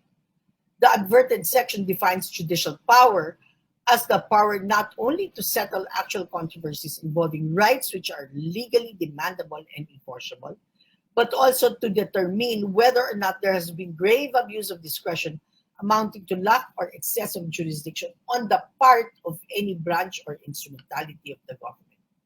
And there is grave abuse of this discretion when there is patent violation of the Constitution, the law, or existing jurisprudence. On this score, it has been ruled that the remedies of certiorari and prohibition are necessarily broader in scope and reach, and the writ of certiorari or prohibition may be issued to correct errors of jurisdiction committed not only by a tribunal, corporation, board, or officer exercising judicial, quasi-judicial, or ministerial functions, but also to set right, undo, and restrain any grave abuse of discretion amounting to lack or in excess of jurisdiction by any branch or instrumentality of the government, even if the latter does not exercise judicial, quasi-judicial, or ministerial functions. Thus, petitions for certiorari and prohibition are the proper remedies where an action for the legislative branch is seriously alleged to have infringed the Constitution. The court nonetheless held that a petition for declaratory relief may be treated as one for prohibition if the case has far-reaching implications and raises questions that need to be resolved for the public good, or if the assailed act or acts of executive officials are alleged to have usurped legislative authority. Here, RMC number 65-2012 has far-reaching ramifications among condominium corporations which have proliferated throughout the country. For numerous Filipino families, professionals, and students have for quite some time now opted for condominium living as their new way of life. So the matter of whether indeed the contributions of unit owners solely intended for maintenance and upkeep of the common areas of the condominium buildings are taxable is imbued with public interest. Suffice it to state that taxes, being the lifeblood of the government, occupy a high place in the hierarchy of state priorities. Hence, all questions pertaining to their validity must be promptly addressed without the least procedural obstruction. Okay. Now, case of Zomer Development versus Special 12th Division of the CA. Okay. Zomer Development filed a complaint for declaration of nullity of notice of sale, certificate of sale, and TCTs, and declaration as unconstitutional. It argued that Section 47 of RA 8791, or the General Banking Law of 2002, violates its right to equal protection since the law provides a shorter period of redemption for 3 months or earlier to juridical entities compared to the 1-year redemption period given to natural persons. This discrimination, it argues, gives undue advantage to lenders who are non-banks. So the copies of the complaints were furnished to the Office of the Solicitor General upon order of the RTC. The Office of the Solgen, however, did not participate. So the RTC dismissed the complaint.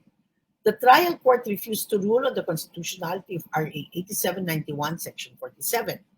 According to the trial court, to rule on this issue will deprive the Republic of its right to due process, since it was not heard on the issue and was not included as a party defendant in this case. The CA dismissed the appeal without prejudice to the appellant's filing of the appropriate case before the Supreme Court. The CA categorized Sommer Development's complaint as one for declaratory relief and refused to make a definitive ruling on the constitutionality issue, citing Rule 63, Section 5 of the Rules of Court, on the discretion of the courts to entertain petitions for declaratory relief. So the CA held the case is novel and can best be resolved by the Supreme Court, since any pronouncement may have far-reaching effects on existing procedural rules like Supreme Court Circular Number 7-2002. Okay, so the CA dismissed the appeal without prejudice to the appellant's filing of the appropriate case before the Supreme Court. Okay. Now, the petitioner now, so dinismiss ng RTC ayaw mag-rule. CA ayaw din mag-rule. So the petitioner filed a mandamus case before the Supreme Court. It argued that the mandamus was proper remedy since the CA evaded its duty to decide on the constitutionality of RA 8791, Section 47.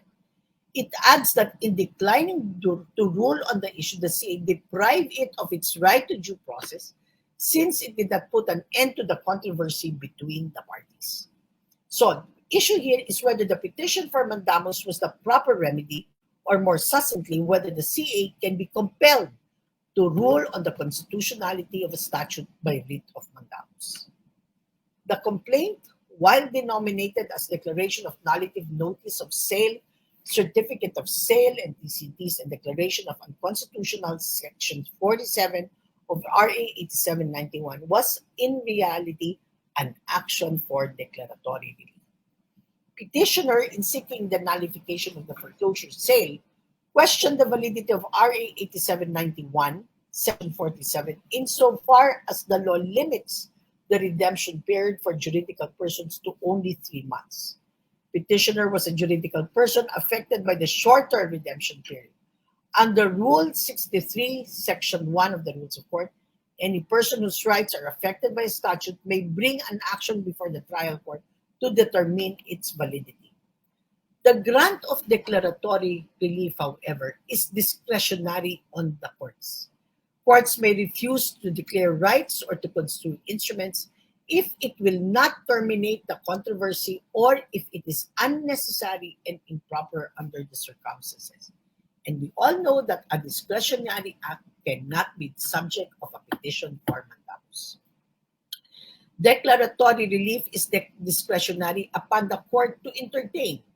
It may refuse to exercise the power to declare rights and to construe instruments in any case where the declaration or construction is not necessary and proper at the time under all circumstances.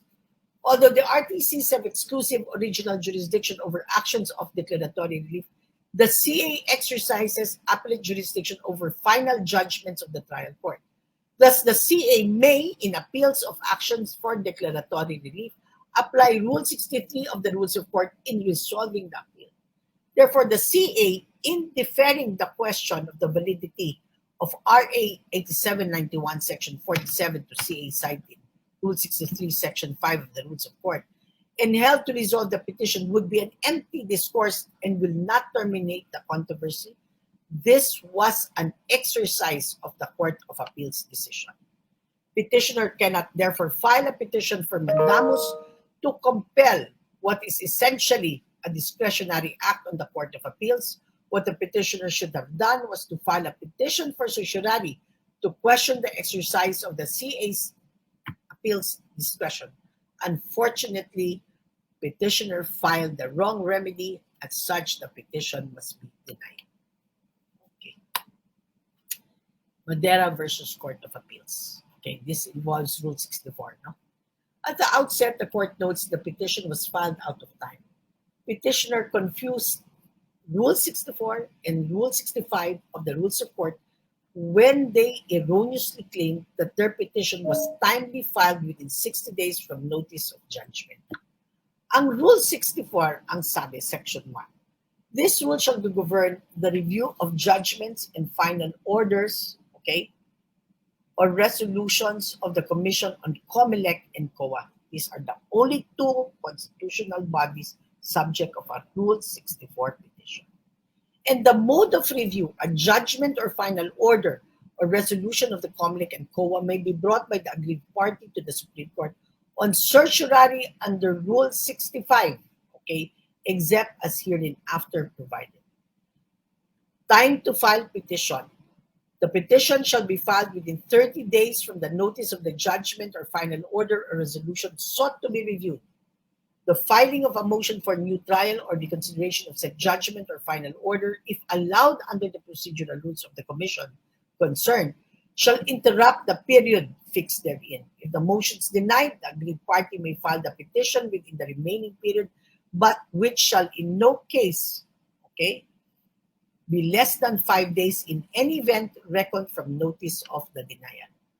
As gleaned from the above rules, Rule 65 applies to petitions questioning the judgments, final orders, or resolutions of the COA only insofar as Rule 64 does not specifically provide the rules. Consequently, since Rule 64 explicitly provides the 30-day period for the filing of the petition, the same shall apply, not the 60-day period provided in Rule 65. To recall, the COA decision was promulgated on December 27, 2017, and the petitioners received a copy of the decision on February 23, 2018. Thus, the 30-day period was interrupted when petitioners filed an MR on Feb 28, 2018. Petitioners received a copy of the resolution denying the MR on November 12, 2018. Consequently, they had only 25 days from November 12 or until December 7 to file their petition before the court. However, petitioners only filed their petition on January 11 or 35 days after the last filing. From their foregoing, there is no dispute that the petitioners belatedly filed their petition. Okay, time and again, okay. But in this particular case, please take note that the court opted for a liberal application of procedural rules considering the substantial merits of the case. Okay, Yokohama Tire versus Reyes.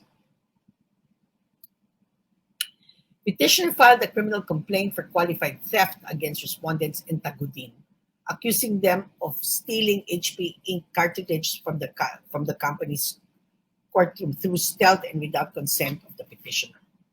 The ACP of Angeles recommended that the complaint against Tagudin be dismissed for insufficiency of evidence, while an information for attempted theft be filed against respondents. So, an information for attempted theft was filed with the MTC of Clarkfield, Pampanga.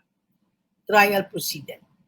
The MTC of Clarkfield, Pampanga rendered its decision acquitting the respondents of the crime of attempted theft.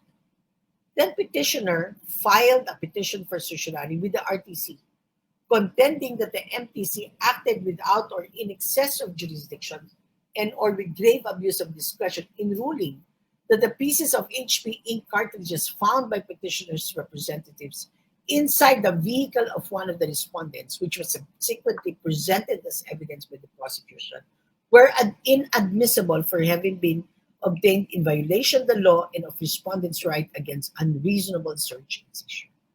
Then petitioner prayed for the annulment of the MTC decision. The RTC dismissed the certiorari petition for lack of merit.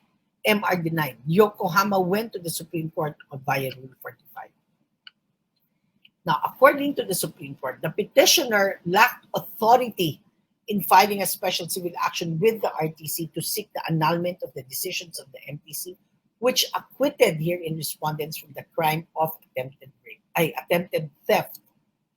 It is settled that in criminal cases, the state is the offended party, and the private complainant's interest is limited to the civil liability arising therefrom. Hence, if a criminal case is dismissed by the trial court or if there is an acquittal, a reconsideration of the order or dismissal or acquittal may be undertaken whenever legally possible, only insofar as the criminal aspect thereof is concerned, and may be made only by the public prosecutor, or in the case of appeal by the state through the office of the Solicitor General.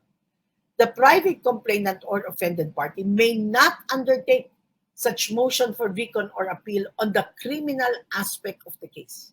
However, the offended party or private complainant may file a motion for recon of such dismissal or acquittal or appeal therefrom, but only insofar as the civil aspect thereof is concerned. So the rationale behind this rule is that in a criminal case, the party affected by the dismissal of the criminal action is the state and not the private complainant. The interest of the private complainant, or the private offended party is not limited only to the civil liability. In the prosecution of the offense, the complainant's role is limited to the being a witness of the prosecution, such that when a criminal case is dismissed by the trial court or if there is an acquittal, an appeal from the criminal aspect, may be undertaken only by the state through the Sol Gen. The private offended party or complainant may not take such appeal, but may only do so as to the civil aspect of the case. Thus, the court has definitely ruled that in a criminal case in which the offended party is the state, the interest of the private complainant or the private offended party is limited by the trial court, or if there is an acquittal, an appeal of the criminal aspect may be undertaken whenever legally feasible only by the state through the Sol Gen. As a rule, only the Sol Gen may represent the people of the Philippines on appeal. The private offended party or complainant may not undertake such appeal. I think this was a duplicate. I already discussed the case of spouses law. Let me just go now to the case of Esperal versus Esperal. Thereafter, petitioner was surprised that her property, which was vacant when she left for the US, was now occupied by persons unknown to her. After inquiry, the occupants informed her that they were lessees and paying rentals to Biao Ko, nephew of Trompeta. She then told the occupants that she's the owner of the property and she did not authorize Biao Ko to have the property leased everyone. So when the petitioner returned to the property, she met Biao Ko. The latter confirmed that he managed the property and collected rentals for his aunt Trompeta. Petitioner told him that she is the owner of the property and not his aunt. Upon hearing this, the respondents voluntarily left the premises. Thereafter, petitioner took over the possession of the property and designated her sister, Rosario Ola, to be the property administrator. She likewise made an arrangement with the lessees to pay the renters to Ola. Thus, she changed the locks of the gate of the subject property. For more than 2 weeks, petitioner's possession of the subject property was peaceful. On the third week, when the petitioner was back in the US, Ola informed her that her tenants were not allowed to enter the subject property.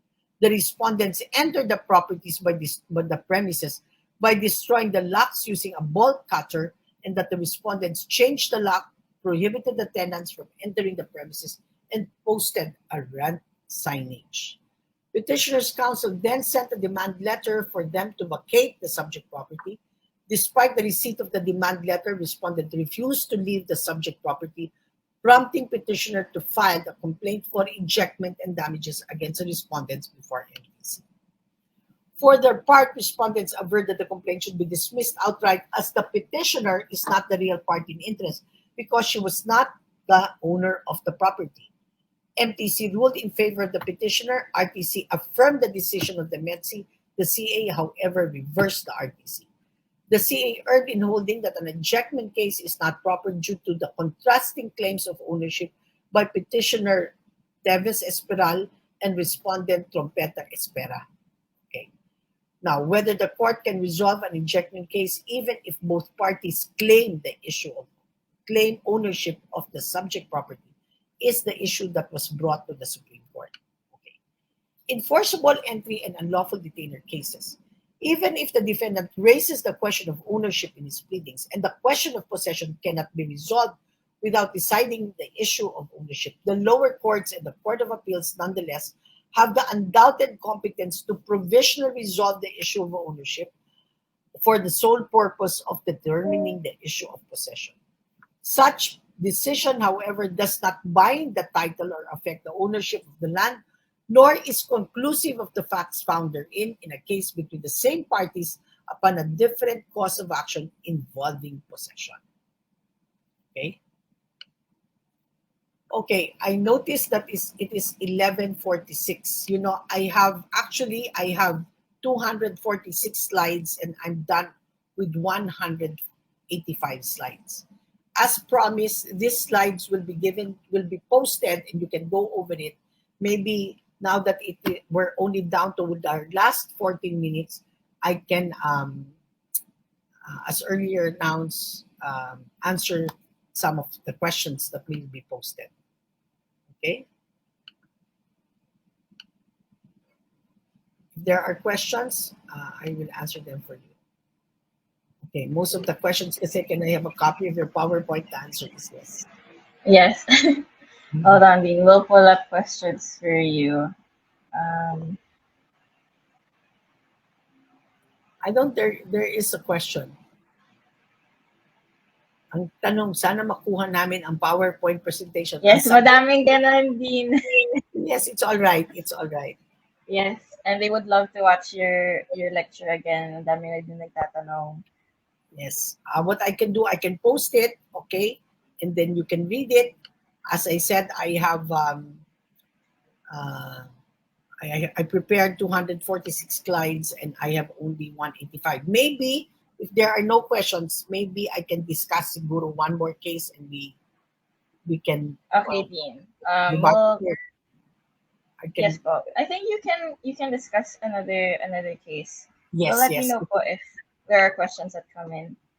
Okay, I will discuss now the case of Britannia versus Honorable Gepti. Okay. Okay. Blas Britannia initiated an action for judicial foreclosure of mortgage against Panganiban. The trial court rendered its decision denying the complaint for judicial foreclosure by granting Britannia's monetary claims. The writ of execution was only partially satisfied. Upon the finality of the decision, a corresponding writ of execution dated January 29, 2016 was issued. After the sale, Britannia filed its motion to examine judgment debtor Melba C. Panganiban. According to Britannia, the 100 square meter property was fraudulently transferred to Panganiban's sister and then to another person a few days before the trial court's decision was issued. The motion was set for hearing, during which Panganiban did not appear. For this reason, Britannia moved that Panganiban in direct contempt of court.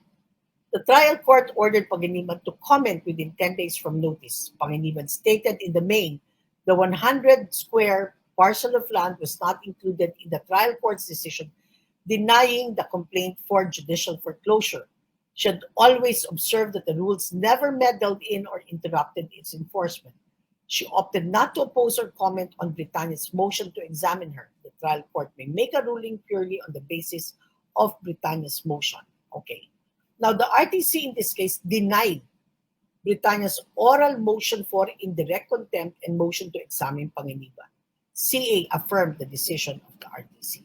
Now, the issue, whether Panganiban's non-appearance was an utter disregard of the trial court's authority, thus a ground to cite Panganiban for indirect contempt. In the first place, no. Indirect contempt, indirect contempt can be initiated two ways. The court motu proprio, so the court motu proprio on its own. Now, if it will be initiated, by a private party, then what you have to do is to file a petition, an original special civil action for contempt, which is an initiatory pleading. In other words, the court has no jurisdiction to act on your motion to cite this person in indirect contempt. Kung nanggagaling sa iyo yung initiative, dapat mag-file po kayo ng what you call this, an original special civil action for indirect contempt. Okay. So with that, okay, it's already 11:50. Maybe it's about time that we should end this because the other matters, just to show you, we have cases for criminal procedure and special proceedings, no? Which I can again post it na lang, no? So before I leave, okay, maybe it would be good if I can share with you my formula for passing the bar. And the formula is very simple. It was shared to me by my former professor, Professor Ruben Balani. Sabi niya, for you to pass the bar, there is one simple formula. Study as if you've never studied before and pray as if everything depended on God. Okay. So you have done this. You have been studying since when? Since 4 years ago, you've been studying, no? You have been reviewing. Couple it with prayer. And you know what? God, our Lord is an answering God. He will answer your prayers. Okay, so with that, I wish you all the best of luck and just Dean, make it the may best. question. May question na finally. May Okay. question. From Hannah Joshua. Hi, ma'am. I'm confused in terms of jurisdiction. Will we use the RA 11576 in the bar, which is being lectured on us on some review class, or the old MTC RTC jurisdiction 300 or 400? Use the new law. Use the new law. RA 11576. Because, yes, the cutoff siguro is it's confusing kasi because 11576 I think was promulgated after the cutoff. But I think it would be wrong if you will answer based on an old law, which means it's not the new law anymore. You will not go wrong if you use the new law. Okay? To my mind, Kasi why cite an old law when we know that is not the law anymore? Yeah. Okay. Thank you, Dean. Thank you. Okay, thank you very much, Dean Sol, for sharing with us your extensive knowledge on remedial law. Okay, thank you. Thank you, Dean, and thank you to our partners, Rex Bookstore and Rex Educampion and Central Books for making this event possible. We would like to remind everybody that the presentation of Dean Sol will be available after this live, and if you want to watch it again and all our past streams, you may do so on our Facebook page. Also, we will have the frequently asked topics on the 8-bar subjects next month, and we will help everybody prepare for the big day on November. So to stay updated for all our events, please make sure to like and follow the PALS Facebook page for more information. Thank you, everybody. Have a great afternoon, mag-afternoon na, and we'll see you next Wednesday morning for day 3 of Caso Discurso. Stressed out? Wishing for new ways to learn and master codal provisions? Codify makes it easy. With just a few taps, you can customize and select the tracks to memorize or study further. With Codify's Playlist Manager, choose from the subjects and create your own playlist. Imagine your own law track. Experience studying the law anytime, anywhere. Fortify learning with Codify. Meet your new learning buddy. Download Codify now. Achieve your learning goals, one track at a time. Listen and learn with Codify. Get the app today. Your first 7 days are on us.